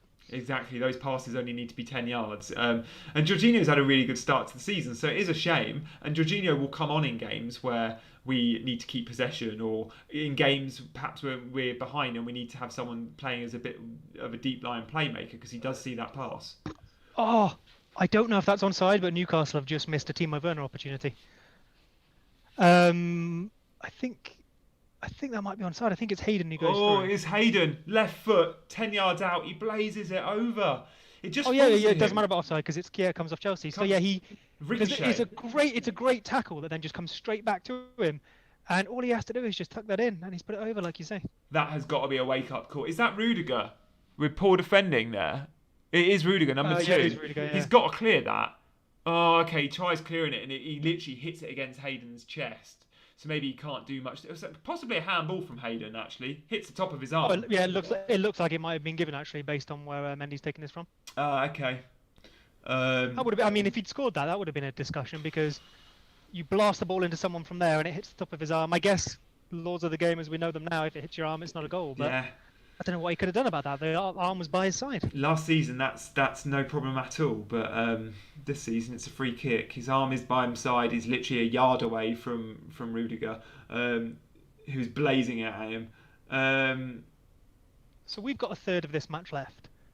What are you thinking? I think a Chelsea win, bar something like that happening, I think a Chelsea win is looking pretty nailed on. But what are you thinking for score and any more points? I think Newcastle are going to start to push on a little bit in the last half an hour. They have to. I don't think they're going to keep it as tight. They'll commit a few numbers further forward, which should leave more space for Werner. And I'm really hoping Werner, at 1-0, I think Werner stays on the pitch, especially after that chance. I'm not worried about Werner going off early now with this current scoreline. I think I'd be surprised if Newcastle get a goal. We keep the ball well. They won't get too many opportunities like the one they just had. Those of you that are on Chilwell, expect your clean sheet points. And those of you that are on Werner or Ziyech, there's still another Chelsea goal or two in this game. There has to be. They are getting the chances. I'm Oh, keeping and the Ziyech, faith. I have Ziyech. Ziyech doesn't worry me. He's created a few things today. I don't recall him having a shot other than that long range one, but I'm on Ziyech for the medium term at least. Yeah. Over a period of time, he's bringing in points. I'm not worried if that's today or not. I haven't captained him, so there's no real pressure on it being today. Bonus points update, by the way. Chilwell is on for 3, Rudiger and Mount on for 2, James on for 1, but it's very close. So expect changes there. And if there's another Chelsea goal, the goal scorer will no doubt. Oh, good shot from the edge of the box. Is that Joel Linton with a sort of side foot volley at edge of the indeed, box? yeah. So Maximin, it's the one who plays it in. He is the only one causing problems. Joel Linton's got a little bit of time and space. Zuma's slow to get to him, and he sort of goes for that Thierry Henry far corner side foot, and he's not far away, to be fair. Mendy looks probably beaten. I remember game week 1 when I had Saint Maximin because I thought he was going to play in that free 10 role. Me too. He's a very, very, very good player. He's one of those that you'd say, I'm not talking Newcastle down, but we know they're not in the best of positions that they've been in. He's one of the few players in this side that you would say could happily make the step up to, Everton? He'd do a very good job in that current Wolves, Everton side. Yeah. I liken him to a Bertrand Traore in terms of style of play. Like last couple of years before last season, so 2017-18, we were looking at Traore as someone that on his day could do really good things. Remember when he was at Borough and then Villa, but then he just didn't have that final ball, final pass or consistency. And St Max is still a little bit like that, but by next season or later this season, if he starts getting that final ball in, he's going to be a very good player, and I don't think he'll be at Newcastle for long. I wonder, him not having the final ball or making decisions or whatever, I wonder how much of that is him still refining his game, or in the team with Newcastle where, they brought in Ryan Fraser and Callum Wilson, players that can complement him, but in the team today where effectively it's just him looking to create stuff, I wonder if that's less because he's lacking a decision here or a final touch there, and more just because he's got so much to do himself that he has no option but to almost overplay it because he can't pass to himself. Yeah, I don't know. I watch him and I'm a bit like Traore. He was head down a lot. He still is head down a lot. Traore plays with his head up now, and he looks a little bit like a headless chicken, just running head down. Just I'm going to run as fast as I can, and sort of Chelsea in here. Tammy Abraham, it was a 2-on-1 with Tammy Abraham and Werner, but Abraham goes alone and fluffs it. He's useless. Reece James does look like he's hobbling a little bit, but he's still on the pitch. Azpilicueta looks like he might be going for a little warm-up. But Reece James did take a knock there, Seb. I don't know if you saw it. He seems okay now. He's had a couple of touches over on the right-hand side. I say that. If you hadn't told me, I wouldn't know. But watching him when he controls his ball and lays it off, maybe he is hobbling slightly. Yeah, he doesn't look overly comfortable. But, the 60-minute mark has gone. If Reece James goes off now, you bank to 6 points. And he's probably fine for next week still. But that wouldn't be a terrible option, would it, for Hodders? Yeah. Although he was in the bonus points contention, which would hinder that. We really need a Werner goal now, don't we? Shumyan 360 says he needs a hat-trick from Werner to save him. Mate, it's the first game of the game week. You do not need a hat-trick to save me. I've just taken an 8-point hit. I'm at 3.1 million rank. He is my captain. I need a hat-trick. I take a goal quite happily. Yeah. Are we going to get it, Seb? Are we going to get it? Are we going to get Chelsea goals? I said 2-0 beforehand, and I reckon I'll stick to that. I think there's another one here for Chelsea. We've seen they've come close a few times. The opportunity a moment ago with Tammy and Timo Werner, they just didn't quite work it enough. I think there's a Ziyech to Timo Werner goal coming. Let's hope so. What do you make of... We've spoken about City in terms of De Bruyne and Cancelo quite a lot. Mm-hmm. We haven't really spoken about Jesus or Aguero. If Aguero's fit and I don't want Harry Kane, that suddenly feels very, very easy. You're not that worried about the kind of lack of minutes, are you, with Aguero? I don't think... That's my concern, but... If he's fit... Oh, Timo Werner is away. Oh, okay. And he's played in Tammy Abraham, who has scored. Get in! Come on! Is that an assist, Seb? Definitely. It is indeed an assist. Werner on the halfway line. Oh, what a run that is. He cuts inside two of them 18 yards out, little dink to Tammy, who slots in off the post. That is an assist for Timo Werner. That is a good start. 64 minutes gone. Chelsea 2, Newcastle 0. Expecting Werner to continue to do bits. Was it the right captain choice? We don't know. Has it paid off? No, We don't know. It was the right choice. We just don't know if it's fully paid out yet. But don't change. Don't judge your decisions based purely on output. You're right. I based them on output and emotion, and at the moment, I've seen Werner miss chance after chance after chance today. And actually, it was the right choice because they've been all over Newcastle. Chelsea have been brilliant. Werner has been absolutely at the heart of everything. He deserves his assist, and he deserves way more. For those of you that have captained Werner, probably the right shot. No, that's a good finish from Tammy. It's not easy on the second replay. He doesn't have that much of the goal available to him, and he just tucks it in at the near post. It's a good finish. Oh, Darlow. Does Darlow get a touch? I didn't quite catch that. I'm not sure. It's a tidy finish. I don't think Tammy Abraham is all that clinical, but that is a tidy finish. No, I don't, and I just called him useless 5 minutes ago. I mean, he's not the best finisher in the world, but that is Reece James is indeed down getting attention here. Just to shout that. Go off, mate. We're 2-0 up. Thumbs up from the physio to the bench, so I think he's okay for now. And Newcastle have brought on Miguel Almiron for Manquillo. Ah, okay. Thumbs up to the bench, but he doesn't look comfortable. I don't know why we risked that at 2-0 without. Unless that's a thumbs up for a sub off, but I feel like it's not. Yeah. So Almiron for Manquillo. So he's put a wide forward or Crater. Almiron can play 10, likes playing 10. For a fullback. So Murphy will go to wing back or full back, and yeah, it gives you an extra attacker effectively. Do you think Timo Werner's got a higher chance of being subbed off now? Yeah, I do. But if James goes off, it's one less sub straight away. I'd expect possibly Tammy rarely plays 90. So you think, okay, maybe Giroud comes on for Tammy and give Giroud a little run out. And now that Tammy's got his goal, that is the first sub. Unless Reece James is injured, that's the first sub I see happening. And Kante, I think, started both of France's games and is absolutely integral to everything Chelsea does. So I'd go Jorginho Kante. So maybe Werner does stay on the pitch. There are other areas. Werner is one of 4 or 5 players that Frank will want to wrap up in cotton wool and that knows needs a rest. So in that respect, maybe he does stay on. I'm very surprised that Reece James has stayed on the pitch there, though. I don't see the point in that. Even if he's okay, get him off. He's obviously not 100%. Yeah, I see what you're saying. Reece James is always going to say he wants to play. He's never going to say, I want to come off. Yeah. But that's not his decision. You're 2-0 up. You're limping. You've got another game, I presume, in the week. It's Champions League this week. Yeah. Why keep him? Yeah, so why keep him on the pitch? Maybe he's rested for the Champions League. We don't know. But then there's another game next weekend, another one after that. It's Azpilicueta on the bench because that seems like a very easy transfer, a very easy substitution, and a sensible one given you're 2-0 up. Yeah, Azpi's on the bench. He's warming up. I'd expect that to happen in the next 5 minutes. If I was Frank, that's what I'd be doing. And Hudson-Odoi is also warming up, who's had a really good spell away with the England under-21s. He was man of the match in this. Maybe both their games, certainly one of them. So we could see Hudson-Odoi coming in for Werner, or maybe for Tammy and Werner going number 9. We've seen Hudson-Odoi play on the right quite a bit as well for Lampard recently. So Ziyech maybe coming off there, or even like you say, Tammy and then Werner up front, Ziyech on the left. Yeah, and another one that's had a lot of minutes since he's come back is Ziyech. He played twice for Morocco, 2 goals, 3 assists in those games.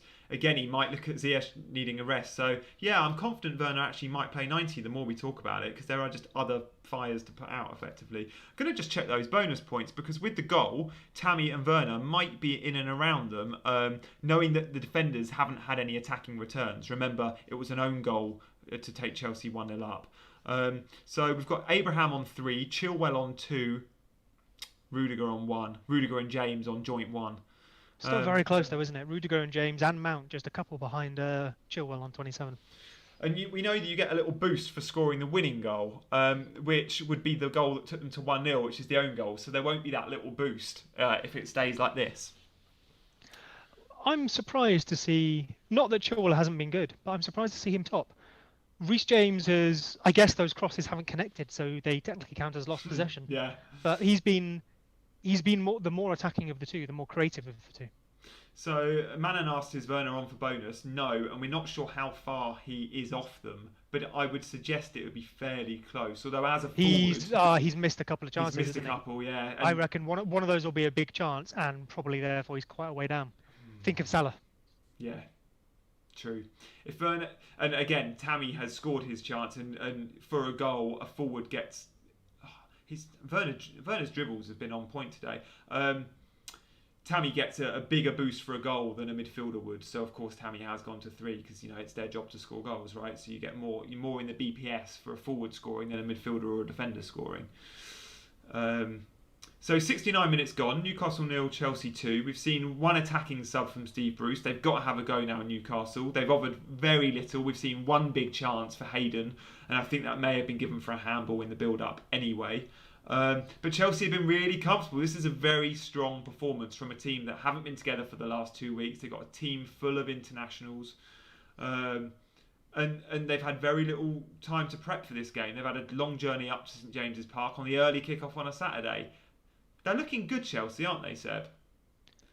Yeah, I'd temper that by saying this is Newcastle. Well, not even Newcastle. They're missing some of their better players and they've looked fine. Just very, very quiet, very nothingness. Yeah. Which is not surprising considering they're playing 14 centre-backs and 7 DMs. Yeah.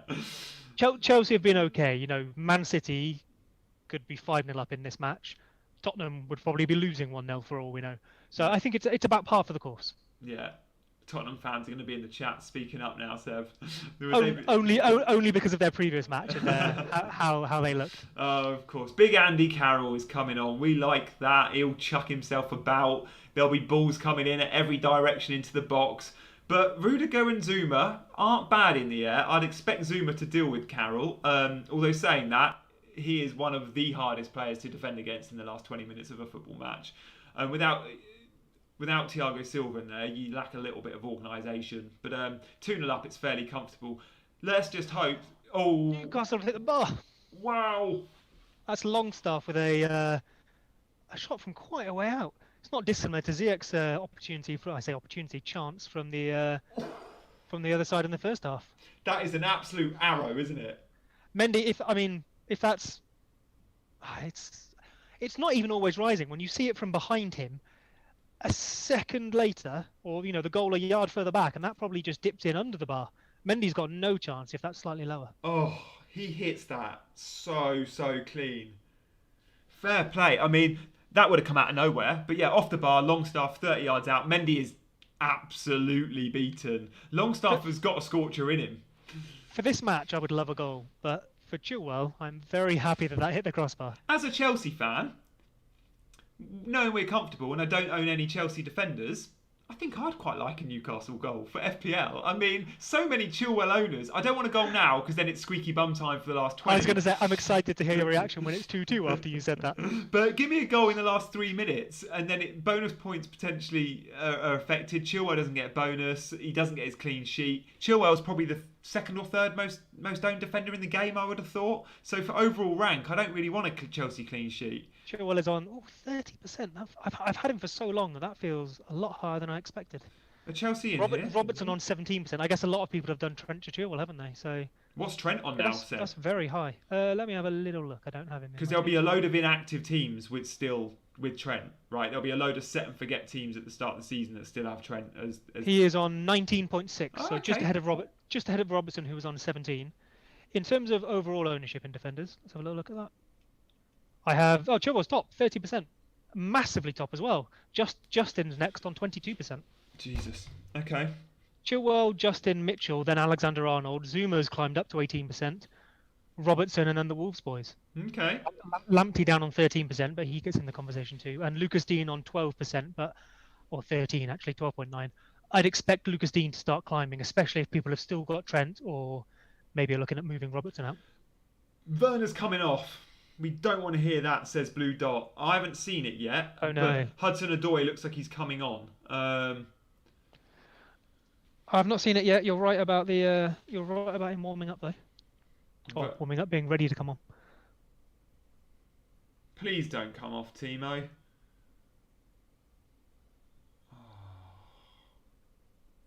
Is that your only involvement in this match? Yeah, because I couldn't buy Reece James and his stupid 6 points because I was point 0.1 KDB price rise. Yeah, but you also don't have the problem of him being red flagged next week when it turns out what he's actually done is half torn his MCL or something. Yeah. Oh, you Tammy Abraham away with Timo Werner in space. Oh, they've fluffed it. I thought you might have got a goal there just before he comes off. It was on for the break, but they just couldn't quite work it across between themselves. Hang on, there's people in the chat saying Timo goal. That's not right. He's offside. Ziyech's played it through, and you know how you wanted people to round goalkeepers? Stop it. I think it might be offside. Oh, Timo, what a finish. Is it offside? Have you seen a VAR of that? Let us know in the chat. That's offside. Why are people in the chat saying Werner's come off when he's not? He's clearly on the pitch. And then off the back of that, we've seen the chance. Oh! That goal is offside. When you see the replay in the line, unfortunately, his feet are just offside. Oh, it's off. I enjoyed that he chose to round the goalkeeper there rather than squaring to Tammy, when the square to Tammy was even more on this time than last time. He's not happy. He's coming off. I mean, he's not throwing his toys out of the pram, but he's a little bit shocked. I think. Yeah, he has been subbed off. He knows. He was due a goal today. He knows he should have scored, and the fact he's been subbed, goodbye. I mean, hey, that's it. I can't. Because you've captained him, that feels tough. But he's had one shot that was saved, well saved. One that he completely fluffed. One that he should have finished and just squared badly and thus missed out on points. And he scored a really nice finish that was just offside. And then he got the assist. On another day, you've got a couple of goals, a couple of assists, a goal, 2 assists, something like that. You're looking at 14 points on another day, which is not what you want to hear right now, but it's the right decision. It's just the wrong outcome. Yeah, it is. It is. Do you know what's so painful about it? It's the fact that United haven't played and I've got to watch Bruno smash it later. If Bruno blanks, this is a result even with his measly assist and no bonus. It's what Bruno is about to do to me later. I mean, I've got Bruno Fernandes captain, so obviously I hope. But I don't think there's much more than a goal or an assist. Maybe one of each for Bruno. West Brom are gonna fill that penalty area. I don't think they're going to give away a penalty because Man United won't have the opportunity to break at pace. And West Brom, if they're putting in a low block and trying to watch that carefully, I don't think they're going to be diving in. We're probably reduced to a set piece assist or a long shot. Yeah. Chilwell was in there. Yeah, I couldn't decide if he was trying to cross or shoot. It was a bit of both. Yeah, he wasn't too clear. 77 minutes gone. Newcastle 0, Chelsea 2. Hudson-Odoi for Werner. Danny, a very unhappy man. I'm scared. You're talking about pundits and commentary earlier, mate. This is why you can't do it. Imagine if you were commentating on this match for BT. You'd just be like, nah, I'm done. I'm out. Yeah. Andy's still with us. He's going for his walk to do his 10k. Fair play, and do sponsor Andy, by the way, guys. We know he's doing Movember. Oh, is that Mason Mount? I think Mason Mount.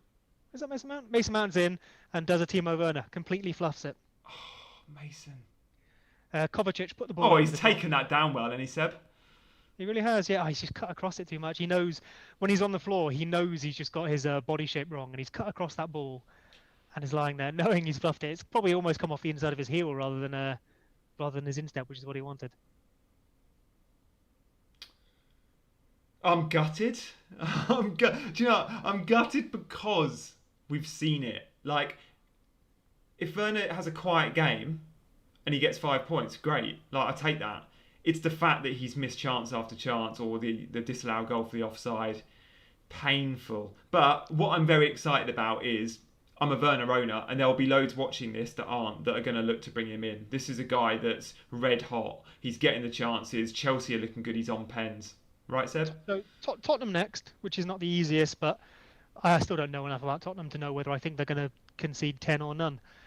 Leeds after that, which, I mean, based on the performance from Timo Werner today, someone who can run at our defence with pace, someone who's going to be able to create chances and convert chances, sit on that left-hand side, target the opportunities that we will give them because our players will be drawn out man-marking.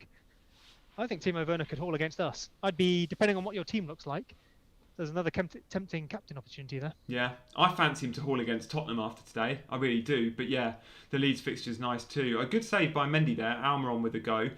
Oh, it's a good save, taking a deflection. Yeah. And then he comes for the cross and does well as well. There's probably quite a few Ziyech captainers today, I would have thought, Seb. You reckon? I've not seen anyone talk about it, but then I've not. You know, there's always that bubble on Twitter where isn't necessarily reflective of the true picture. I think, yeah, I guess, because if you don't own Timo Werner, which I don't know what their ownership is like. 25%? 20? Okay, and Ziyech is on 18, so you're more likely to own Timo Werner. But if you don't, Ziyech is maybe in the conversation, but if you don't own Timo Werner... And you don't own a United player, you're captaining Ziyech. But you'll have, I mean, Calvert-Lewin, I think, is ahead of them for me in that conversation. Maybe. Oh, Yeah. Let us know in the chat. Is anyone captain Ziyech? Yeah, do let us know. Or DCL or Grealish. Let us know if you've captained Bruno. I don't want to hear it. Don't bother putting in the chat. I've captained Bruno, just like everyone. Boring, template, whatever. Tell us. I want to see all your differential captain picks. Let us know. We're gonna have quite a few Werners in here as well, I reckon. Oh, Simon has Ziyech captain. Simon Thompson. Look, he's got a clean sheet point. I'd be interested to know who else he has. Like, what led him to that decision? Clearly fancied Chelsea against Newcastle. You'd assume no Timo Werner. You'd assume no Man United. Yeah. Captain Grealish says Archie. DCL says captain Capsino. Leo went for Fernandez. My captain is Vardy. Oh, he owns Fernandez. The way my season's going... I missed that because there's been so many comments coming in. I think... Chilwell. So, Reece James, for all of that, has stayed on the pitch. Chilwell has come off for Emerson. Which is good for Reece James' bonus points. Emerson, who started the last 2 games for Italy in the week, and he's wearing amazing boots. I don't know what brand they are. Check out Emerson's boots if we get a shot. Captain Bamford, says Nigel. Love that. Bamford, goodness. We've had a Captain Mane. Yeah, I like the thinking there. Captain Watkins, Benedict. Pedro Mendes, behave. We've had a Rashford captain from Manoj. Yeah, fair. I don't want to hear all the Brunos. Captain DCL, said Mike. Yeah, Seb was speaking him up. That would have been mine. Martial captain. Okay, yeah. If you've got a United player, you probably captain them. And if you've got Martial over Bruno or Rashford, then yeah, I see that. Captain Jota. Nice, Paul Lewis.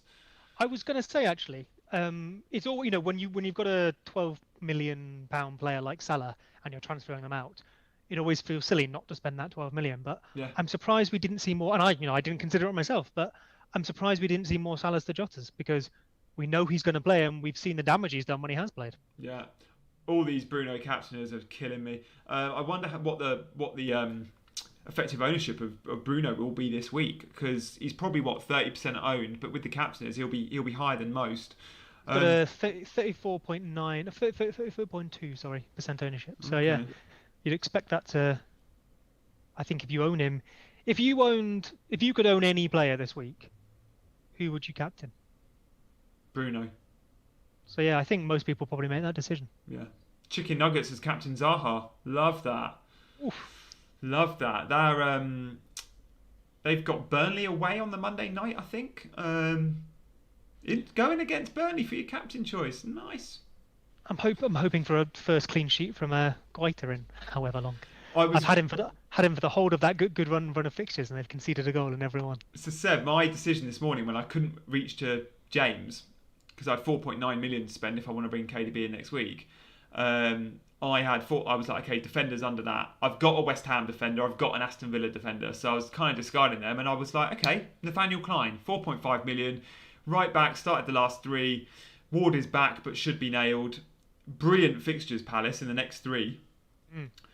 But then I just went, I could go for a double up Aston Villa defender and bring in Matt Target, and I went Target. You've got Martinez in goal. I've got Martinez in goal, but Villa's fixtures are just head and shoulders above the rest of the league. Like they've just got a sea of green. For a cheap option, Matt Target's creative output has been decent as well. Much better than Klein's, so that was the difference. and I didn't want to double up on Villa or West Ham, but I just thought, no, forget that I've got Martinez in goal. Who would I go for? And it would be Target all day long. So I just had to forget about the idea of the fact I had to double up. Nice. Yeah, no, I think that's a reasonable shout. Like you say, your options were limited because of the price change. So yeah, I back that. You've been unlucky with Guaita though, Seb. Like one clean sheet.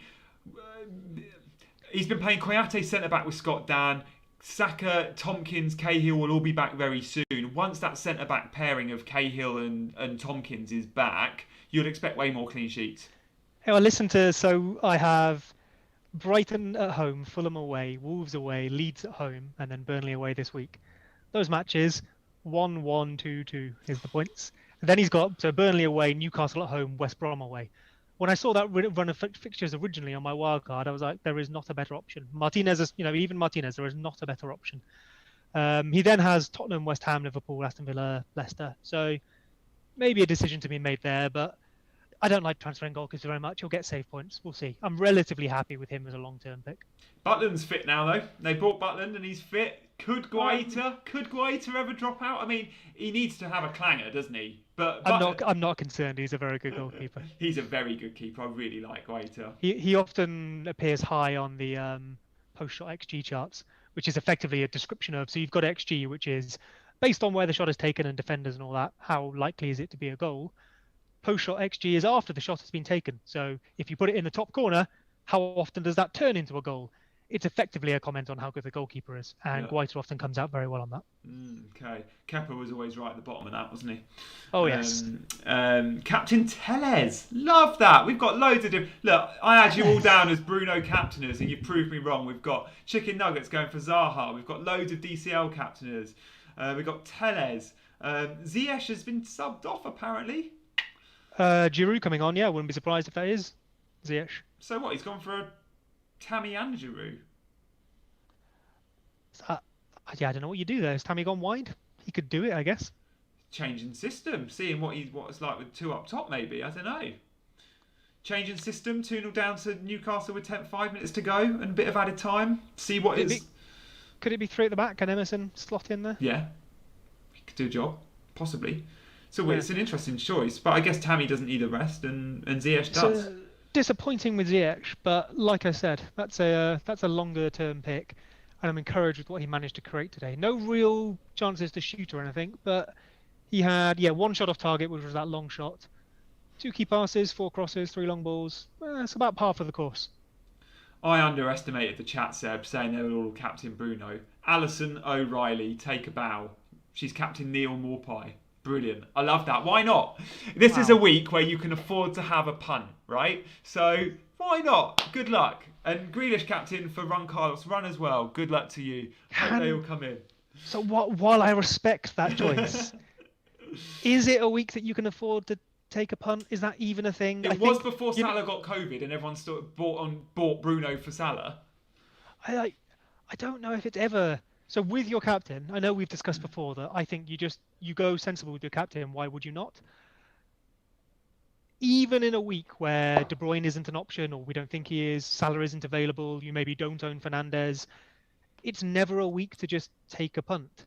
You still captain the player that you think has the best chance of the most points, and don't worry about what other people are doing. So for me, Calvert-Lewin, I don't care if everyone owns Calvert-Lewin or no one owns Calvert-Lewin.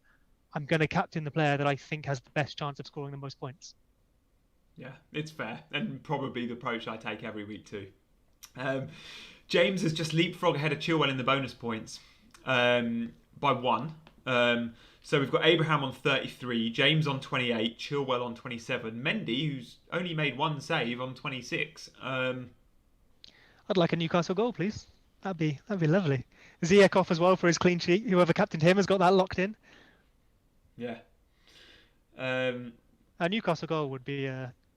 it wouldn't be. That would be an example of the luck going my way. That would not be a decision-based thing. But a Newcastle goal would be very nice. Lock in the Chilwell clean sheet and potentially get him a few bonus points too.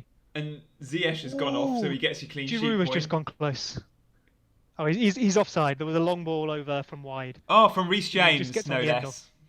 Oh yes, a very Trent Alexander-Arnold opportunity that from wide. Can't really call it a cross because it's so deep. Mate, the delivery from that boy. Like Reece James, Sam Tighe, who I really respect his opinions, thinks Reece James is in the top 5 crossers of a football in the world. He's 20 years old. Wow. And everyone I've ever heard that's well informed at Chelsea and from the academy years says this guy is going to be an absolute superstar. And we're not talking about someone that's going to get 50 England caps. We're talking about someone that's going to be a superstar, like a world-class player. He's as good as...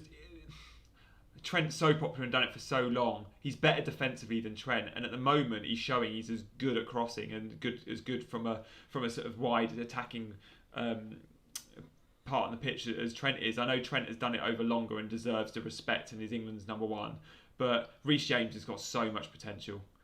Off the top of my head, I remember seeing something that compared the two, and Trent was putting out more crosses, more passes, more chances. But Reece James's accuracy was considerably better.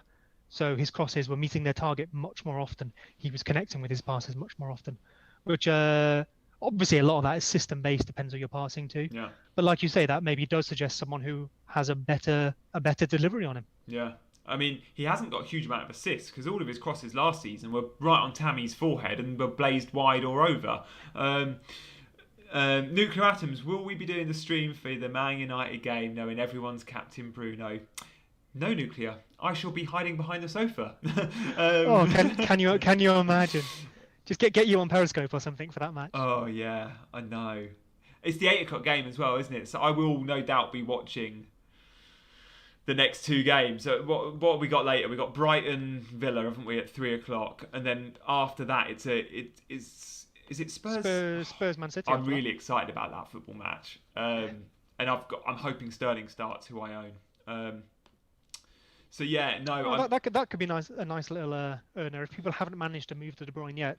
You've still got Sterling. Be nice if that finally comes good for you. I need something, mate. I need something. With his 5% ownership, Sterling as well. Like, people are selling him because he's been flagged. He was 6%. He's now down to 5%. But yeah, I'm really excited about the City double up, which I shall have. Do you know what we've never done is a double header, and we won't be doing that today, but maybe in future weeks we'll look to, when there's lots of games on TV, doing a double header. We'll get 3 or 4 of us in for that week, so Seb and I aren't speaking that much in a 4-hour window. But yeah, I mean, what games will you be watching later, Seb? I mean, I'm guessing you won't get all 4 in, or will you? I'm going to try and miss one, but I might end up doing all 4. I'll probably miss. I'm tempted to. Oh, I thought Newcastle had scored there. I thought Andy Carroll had scored. I saw the net ripple. I think it's the side netting. With a minute left, that's probably the last opportunity. But that would have been nice. I'm tempted to give Villa Brighton a miss just because it's the one that excites me least. But I'll actually probably end up missing Man United West Brom. 8 o'clock Saturday evening. Yeah. Stuff to do. Yeah, exactly. I think that'll be set for the same reason I'll miss United, and also the fact I just do not want to watch Bruno. And also, I don't have any players in that game. Like, I don't have a West Brom player, and I certainly don't have a United player. That's a good block from Rudiger, because that shot from Carroll was going on target. So the corners come in, and I don't think the corners come to nothing. Who are they looking for the corner? Break. Whose head do they play it towards for that corner? Maybe one last chance for Chelsea here. Hudson-Odoi is in the area. Time's wasting, I'd imagine, as soon as this is cleared. Yeah, that's got to be a good block on the edge of the area. That's got to be it. We're into the 3rd minute of added time. So the bonus points looks like it's going. Unbelievable, my 0.1 on Reece James. Because of the KDB price rise, I couldn't buy James this morning. That's pretty much the long and short of it. So we're looking at Tammy with his 3 bonus. And then, I mean, these do always change. So they're not absolutely nailed, remember. But the bonus as it stands is Tammy will get 3, James will get 2. And Chilwell will get his 1. Zuma and Mendy on 26. So like you say, I think Abraham's probably safe on 3, but anywhere from James down to Mendy. And people we can't see, there might be someone else down there. It could easily change in the next couple of hours, couldn't it? Yeah. So Chelsea win 2-0. Convincing display by the Blues, and one which I think there'll be a lot of FPL managers watching Chelsea today, especially Timo Werner, and identifying him as someone they want to bring in. He looked really good playing on the left-hand side there, but as an inside forward. created loads or got loads of opportunities. He had his goal disallowed. It was offside, and he missed one or two very easy chances. But yeah, Chelsea look very, very good at the moment, and with in a year where Liverpool and Man City are dropping points, and as a very optimistic Chelsea fan, I'm not going to say it just yet, but I'm feeling good. Seb, too early to talk about the that thing? Yes. Even with Thiago Silva in now, and now we're keeping clean sheets. Yes. So looking at the league, Chelsea are top of it.